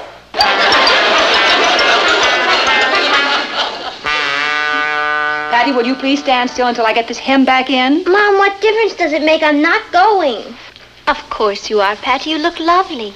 And the condemned man ate a hearty breakfast, so what? Oh, Patty, the class can't blame you for not getting a celebrity. You tried. And failed. And you know, I'm getting pretty tired of Richard and his corny jokes. He keeps calling up and saying it's Sammy Davis Jr. dying to sing at the prom. Sammy Davis? Hey. What now? I'll bet if I asked Sammy Davis, he would come. Patty, you don't even know him. Well, true, but when I tell him how desperate I am, he's bound to say yes. Patty, the prom is tonight. I'm sure Mr. Davis has other plans. Well, he'll cancel them. You know what they say, there's no people like show people. Honey, will you please stand still and stop dreaming? I've got to go. Go where? The Majestic Theater. Kathy, call Richard and tell him I'll see him at the prom. I'll be easy to recognize. I'll be the girl with Sammy Davis Jr. Oh, hi, Papa. Bye, Papa. Where are you off to? A rendezvous with destiny. Hi, darling. Say, what's with Patty? Oh, she's got some kind of wild idea that she can persuade... I'll get it. Hello? Hello. May I speak to Miss Patty Lane, please? I'm sorry, she's out. This is her mother. May I ask who's calling? Yes, ma'am. This is Sammy Davis. Sammy Davis? The real Sammy Davis? I mean, you do believe I'm Sammy Davis, Mrs. Lane, don't you? Oh, yes, of course I do, Mr. Davis. You're all heart, ma'am. I wanted to tell Patty that I'll be at the prom and sing for her tonight. Well, you're all heart, too, Mr. Davis. It's Sammy Davis. He's coming to the prom. Oh, you really got to hand it to our Patty. Thank you very much. Bye. He's really coming. Well, why are you so surprised? You know how charming and persuasive Patty can be. Oh, she certainly can. She's never even met Sammy Davis. Well, right now, she's on her way to the theater to beg him to come. Oh, well, it doesn't matter. He'll tell her the good news when she gets there.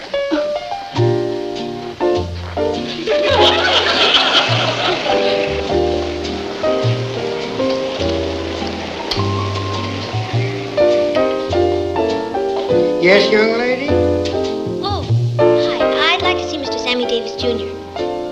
Sorry, curtain's up. Mr. Davis don't see nobody during a performance. Oh, but this is very, very important. Come back after the show. That'll be too late. Please, sir. You see, I have to... You see that sign up there? Yeah, it says no smoking. It says no visitors. Get. I said get.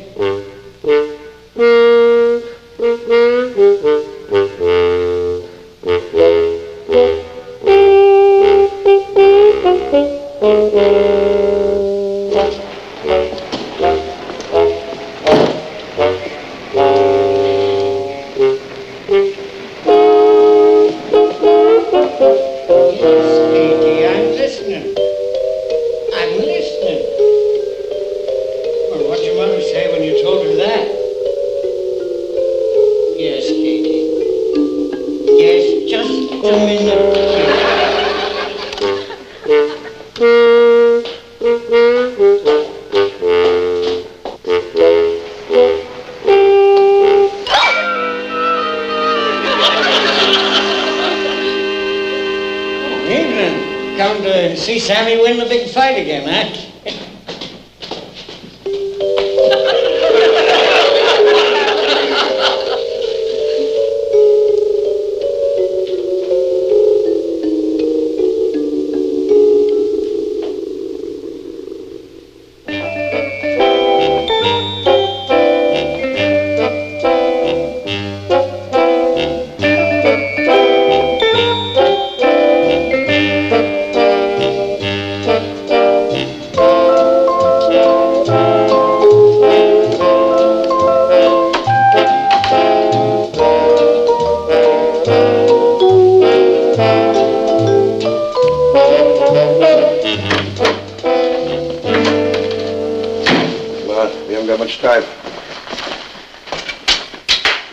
This'll be fun.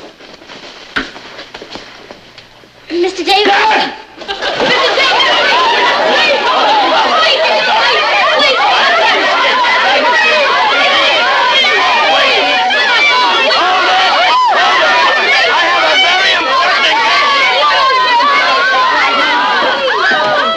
I'm not with him! You don't understand!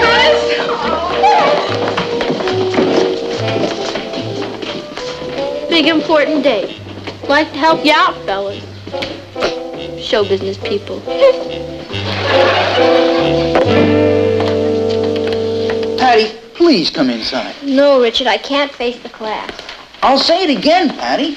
They know how hard you tried. They're not mad at you. No, they merely despise me. They forgive you, Patty. They want you to come in and have a good time. And besides, I spent $5 for these tickets. I'm sorry, Richard. You go alone. Go dance with some pretty girl who isn't a jinx. Who's that singing? I don't know. It sounds like Sammy Davis Jr. Why can't I cast away this mask of clay and live my life? Why can't I fall in love like any other man? And maybe then I'll know what kind of fool I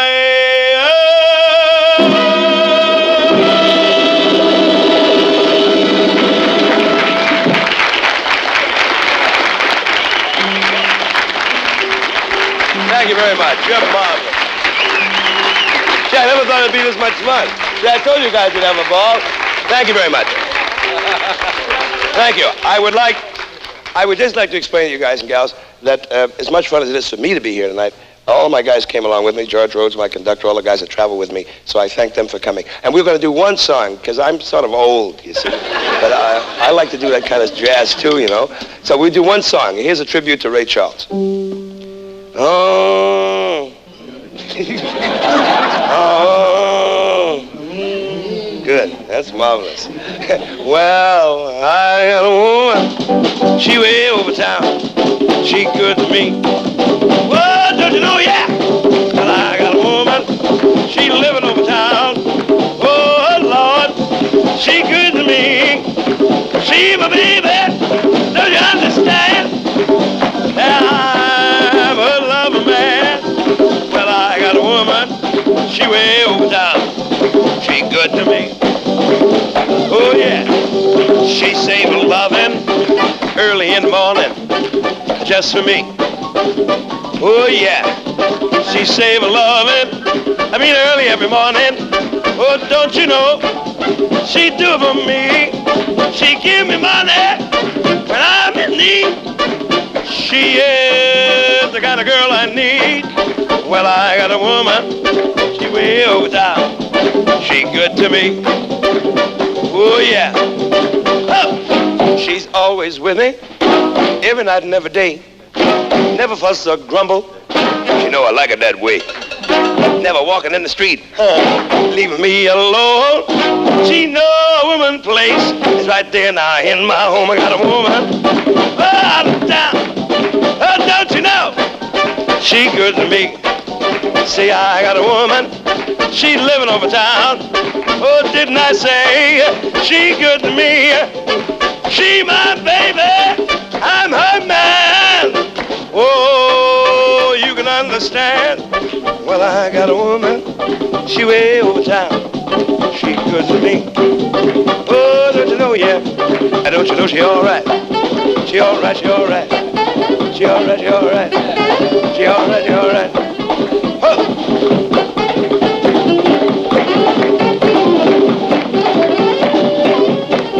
She all right, she all right. She all right, she all right. She all right, she all right. Oh, yeah. Whoa! Yeah!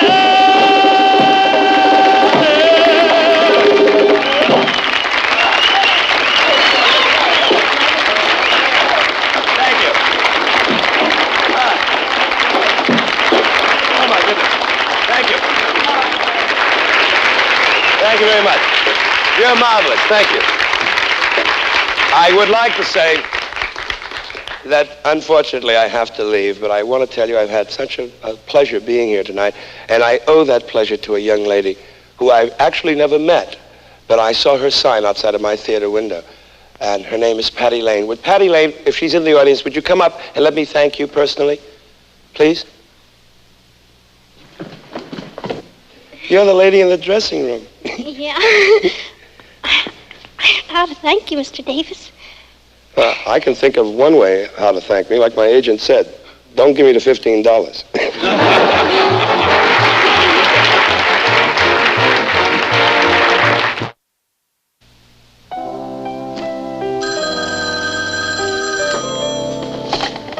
Hello? Oh, hello. May I talk to Miss Patty Lane, please? Oh, this is Patty Lane. Oh, I was reading in Variety that you were looking for someone to entertain at your school dance. And I'd be glad to come. Who is this? Peter Lawford. Come off it, Richard. Richard? I recognize your voice this time. Now be a good boy and go to bed. Good night. Coop. Silly girl doesn't believe it's really me. I'm not going to give up that easily.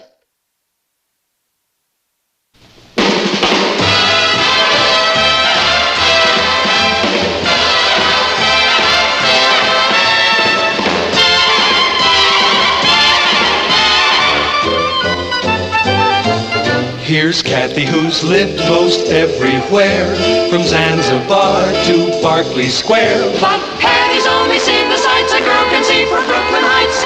What a crazy pair! But they're cousins, identical cousins, and you'll find they laugh alike, they walk alike, at times they even talk alike. You can lose lose your mind when cousins are two of... Fooled me. I just got my psychological aptitude test back, and you know where I rank? Just below the human race. I came in the top percentile. Congratulations. Thank you. Yeah. What's it mean? That means that I'm practically a genius. My aptitude test showed that I can do anything I put this great mind to. If I'm so brilliant, what are my children going to be? In trouble. Where's Kathy? I want to tell her the great news. She's upstairs with her guinea pigs. You mean they've been born? Yeah, the blessed event took place about an hour ago. That's great! You've got to eat something. Hi, Kat. Hello, Patty. What do you think of them? Oh, they're beautiful. I can't believe it, Kathy. You predicted exactly what they were going to look like before they were even born. All I did was investigate the mother and father guinea pig's family history. Then, using a method that was discovered long ago by Gregor Mendel, I took an educated guess as to what the offspring should look like. It's simply the law of genetics. Kathy, this genetics bit, does it work with people, too? Of course. You mean I could predict what my children are going to be like before they're born? Not necessarily. Why not? Well, a lot of it depends on the man you select for your husband.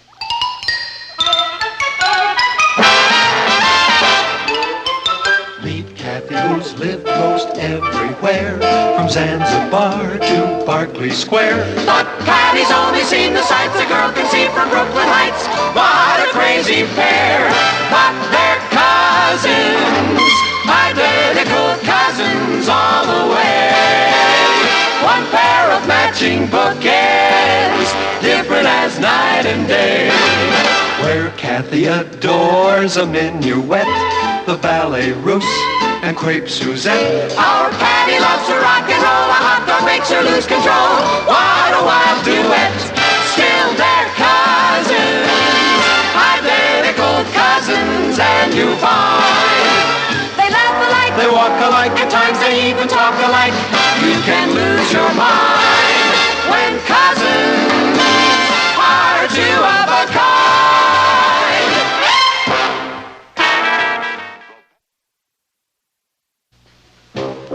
Now let me get this straight, Kat. You mean as great as I am, I could have terrible children? Not if you selected a man whose genes complemented yours. Oh, I see.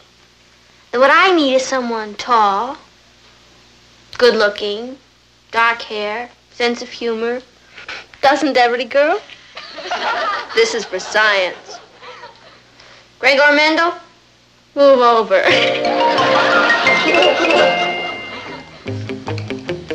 Richard, could I ask you another question? I've already told you everything I know about my great-grandparents and my Yeah, I know, grandparents. but this is different. Say, Patty, why this sudden interest in my family? What makes you think it's so sudden? I'm just fascinated by all your relatives. Yeah, they are quite a fascinating bunch. Yeah.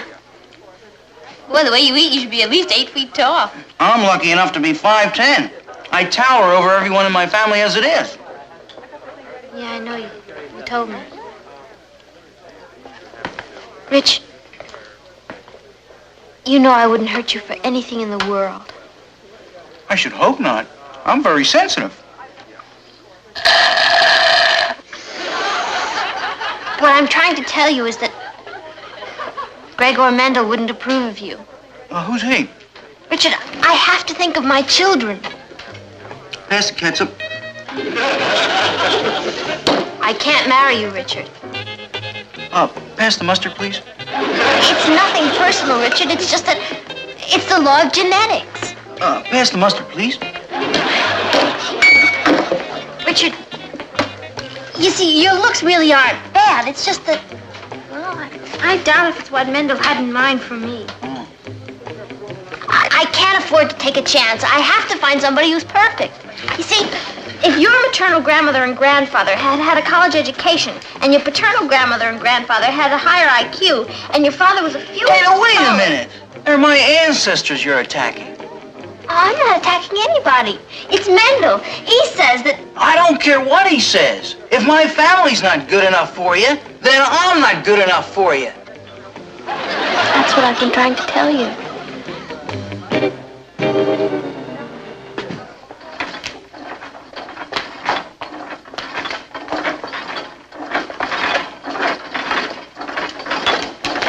Oh, excuse me, are you Edward Donaldson?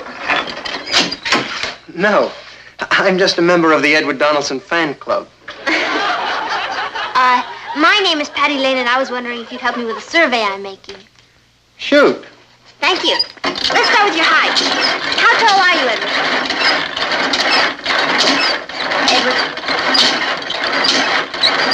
Edward! What now? How tall are you, please? 5'11" and a half. Perfect. In the morning. In the morning? Persons always taller when they first get up. Read that once in a comic book. You read comic books? Sure. Hey, did you see what happened to the mass surfer? Yeah. He just got washed out.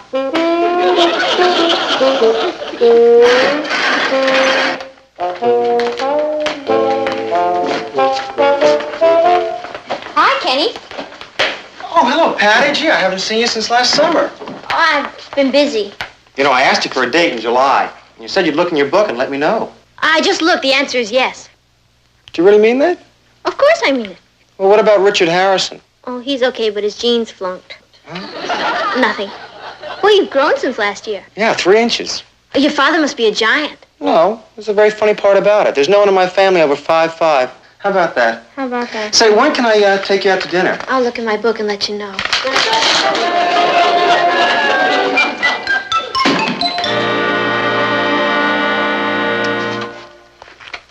Patty, what are you doing? Who, me? What are you doing in that file? I'm looking for something. I found it. I'm trying to find out which boy has the highest IQ. And you know who it is? Rodion Zablinski. Do you know him? No. Neither do I. But I'm going to. I can see him now. Tall. Romantic. Brilliant. Rodion, I love you. How's that sound? Like you're in trouble. Zablinski.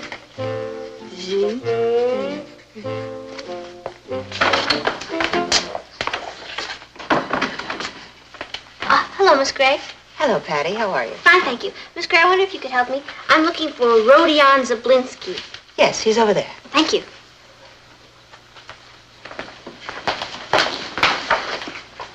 Hello there. Hello. You look just like I knew you would. I do? Yep. Tell me, Rodion, how... Oh, you're looking for Rodion. Hey, Ro. Yeah? Someone's looking for you. You looking for me? Are you Rodion Zablinski? Yeah? Rodion, would you stand up, please?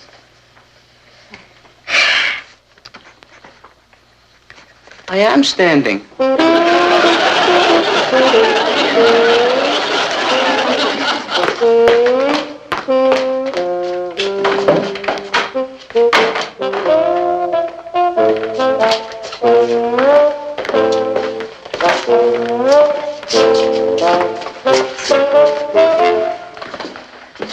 Patty, I have to talk to you. Richard, please don't make it difficult. I told you it's all over between us. Yeah, but you didn't tell me why. Just trust me, Richard. It's bigger than both of us. I suppose you mean Kenny. Richard, everybody's looking at us. Oh, have you seen him? Have you seen him? He's coming down the hall. See who? Him! And your cousin Kathy's with him. Hello, Physiology 1. Hello.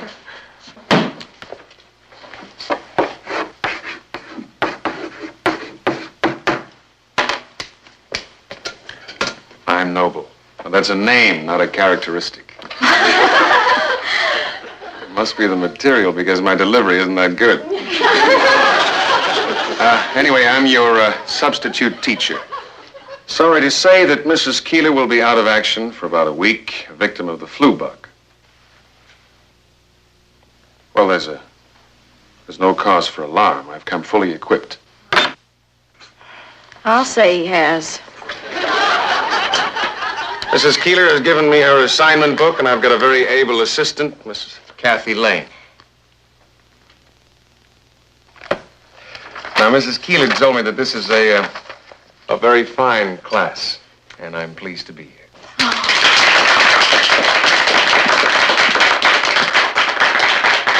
I'm sure we'll become very, very good friends. Don't say that again.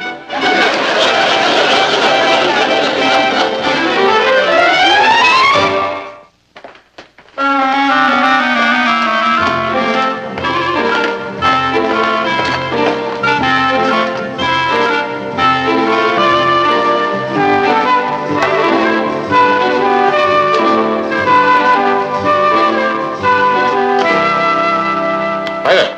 Oh, hi. I didn't know if there was anybody in here. I was just having my lunch. Oh, well, if you're busy, I'll... No, hold on. Now, what can I do for you? Oh, I'm not sure if there's anything anyone can do for me.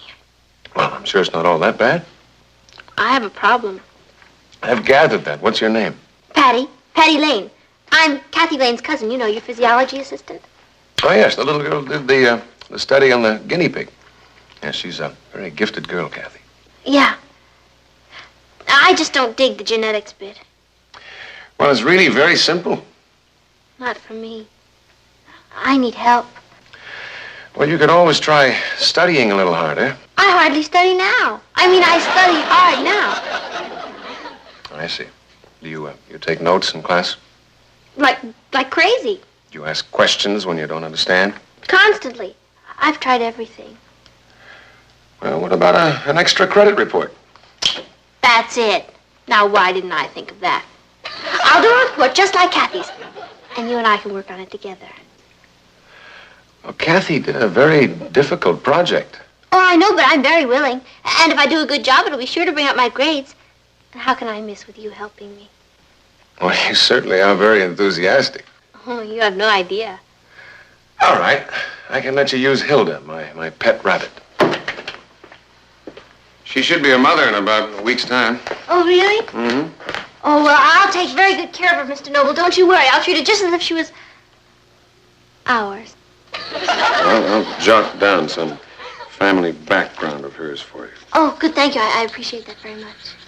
At least it'll help you out and give you a start. Now, Patty, feel free to check with me any time if you want any more information on this family background business, right? Oh, I will. I will. Thank you. Come on, Hilda.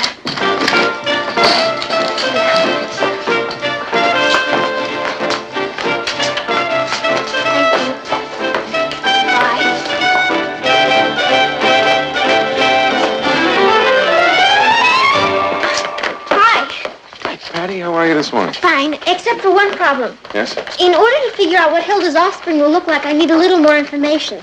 I was wondering about her grandfather on her father's side. You said its fur was dark, but you didn't say exactly what color. Well, kind of an off brown, as I recall. I'll bet your grandfather on your father's side had dark hair, too, just like you. Yes, all the men on my father's side of the family had dark hair for generations. And on your mother's side? Well, kind of hard to recall. She had a pretty large family. Oh. Well, thanks for the information on Hilda. Right. See you at lunch. Right.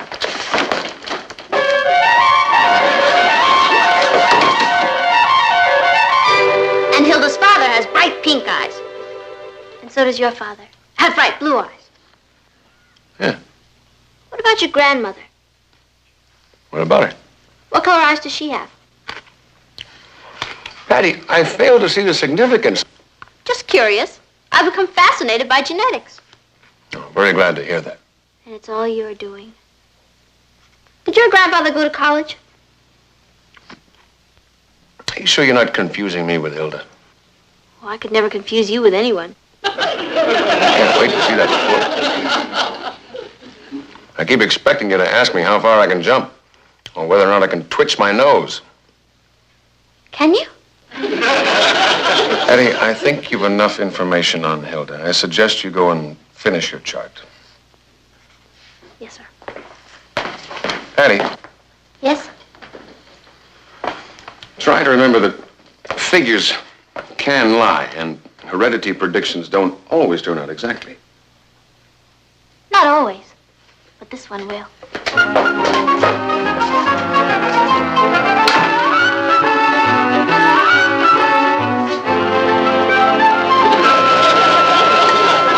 None of us has a chance with you hogging him all the time. Oink. Oh, Patty, if you don't stop acting like a pig about this, it's going to mean war. Well, what'll it be? Are you going to share him or hog him? Just call me Porky. Patty! Dear. I thought we were at war. Oh, we are. But we want to know just one thing. What's he really like? Well, if anyone knows Mr. Noble, you do. Mr. Noble is perfect. Absolutely perfect. You know something? What? Mr. Mendel would have loved him.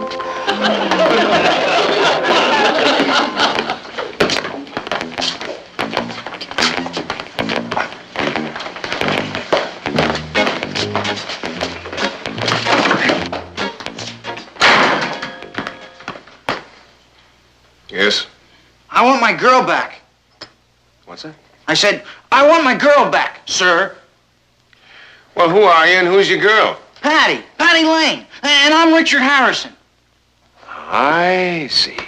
You can't hit me. You're older than I am. Now, don't be ridiculous. I don't want to hit you. I want to help. You do? You want to help me get Patty back? I'll do everything I can. I don't think you can help me. She thinks I'm ugly. Well, Patty said that? Well, not exactly, but that's what she meant. She thinks all my relatives are apes. Tell me something, Richard. Has Patty been asking you a lot of questions about your ancestors? Has she? She's been picking my family tree apart limb from limb. I wish I did. I don't know what's gotten into her. Well, I have a feeling it's not too serious. The only way I can get her back is to have plastic surgery and find a new family to adopt me. I don't think you have to go quite to that extreme. You mean that you think there's a chance I could get her back? Yes, I would say so. Well, what do I have to do? All you have to do is wait. For what? For Hilda to have her babies. Hello, Patty. I was just going by your room to return this book. That's a very becoming dress. Oh, this whole thing, I just threw it on. Oh, some good news. Mrs. Keeler's coming back on Monday. Hello, Mr. Noble. She isn't. I mean, she is? Oh, that's great news. Oh, you'll be teaching one of the other classes, though. No, I'm afraid not, Patty. I think I'll be leaving. Leaving? Where will you go? Well, I've been offered many positions. I could teach in Florida, Oh, that's too hot. or Montana, Too cold. Chicago. Too windy. Oh, New York is the perfect climate. Very pleased that you're happy here. Oh, don't misunderstand. I could be happy in Florida or Chicago or Montana. I mean, home is where the heart is. Mm. Do you like to travel a lot? Yes. Did your grandfather like to Yes, my grandfather liked to travel. My grandmother liked to travel. As a matter of fact, we're a very traveling family. Groovy.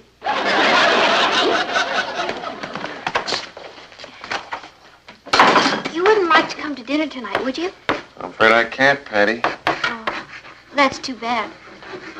I think Hilda might have her babies tonight. Is she really? Oh, yeah. Well, I'll be there. Do you mean it? Indeed, I do. Oh, groovy. I can't tell you how much I appreciate it, Mr. Noble. You love my family. Sure, I will. Here's the address. 7 o'clock? Groovy. I'll go out and buy you a double chocolate fudge cake. See you at 7. How does that look, Mama? Well, I think it looks lovely, dear. Oh, you shouldn't have gone to all that trouble for me. We didn't. We're having a dinner guest. Oh? Do I know her? Mr. Noble is coming to dinner. Well, well. So I finally get to meet the great man. You will be nice to him, won't you, Papa? No, I'll be my usual snarling self. Oh, you love him, Papa. He's really special. He must be. You haven't talked about anything else all week. I know I shouldn't ask this, but how's Richard? You mean poor Richard? Oh, is that who I mean? He flunked the gene test. I'm sorry I asked. Mr. Noble's here. He's early. He's probably hungry. What'll I do? Try opening the front door. Yeah. Come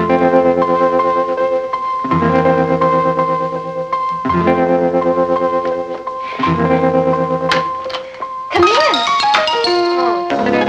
Boy, you're all hospitality, aren't you? Richard, what are you doing here? You just opened the door and said, come in. We have nothing to talk about. Yes, we do. I found out who Gregor Mendel is. So? So all your problems are over. Good. Then can we talk about it tomorrow? Oh, wait a minute. I'd like to talk about it now. You seem nervous. Who? Me? Nervous? What have I got to be nervous about? Oh. That must be Alice. Richard, why don't you go out the back door?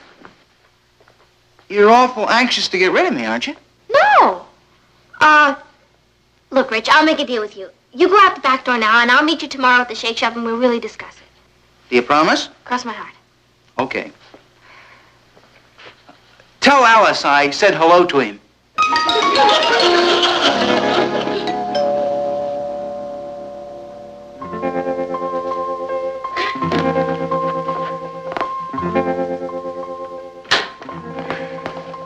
Good evening. Yes. How's Hilda? Hilda? Oh, Hilda's fine. Won't you come in? Mr. Noble, I know exactly how many babies she's going to have and just what they're going to look like. You see, I've really been working on it, and I Patty. figured... Never mind. Mr. Noble, how do you do? I'm Patty's mother. And this is my husband, Mr. Lane. How do you do? Nice to meet you. Genetics is a fascinating science. I did some experiments in it when I was a boy. It really works, too. Well, only to a degree, honey. What do you mean? Your father means it's not an exact science. It's exact enough for me. You're a mother. Hilda must have had her babies while we were eating. Hey, Hilda had her babies. There are going to be 6 of them. 3 dark brown, 3 light brown. 4. That can't be. I had it all figured out. I guess Hilda had some ideas of her own. Oh, I think they're darling. Well, that's not the point, Mama. I scientifically predicted how many there were going to be and what they were going to look like, and I was wrong. Now, I conducted my experiment just like Kathy. Well, Kathy's didn't always work out right either. They have to. What about Mendel? Patty, there are dominant genes and there are recessive genes, and the recessive genes show up pretty much when they feel like it. Now, no one can predict them. Now you tell me. Well, I was going to tell you earlier, but I thought it was best that you learn by yourself. You knew what I was doing all along. Mm-hmm. I guess I got a little over-scientific. Well, science is a pretty wonderful thing, Patty, but there are certain things in life that you can't plan with a computer. Yes, sir. You know something? I'm kind of relieved. Are you? Mm-hmm. Because when it comes right down to Mendel or Richard, I'll take Richard. See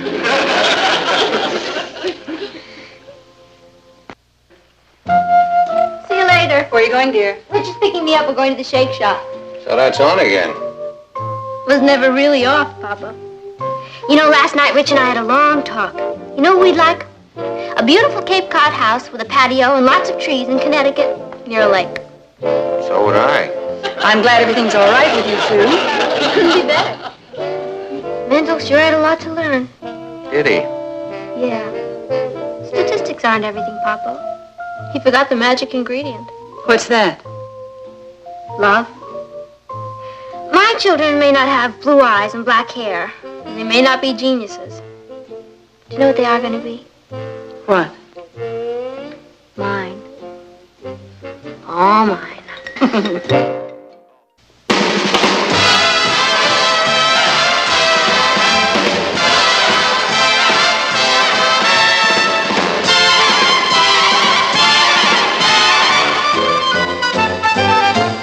Here's Kathy, who's lived most everywhere, from Zanzibar to Berkeley Square. But Patty's only seen the sights a girl can see see from Brooklyn Heights.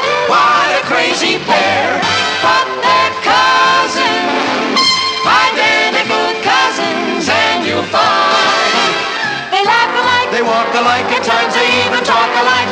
You can lose your mind.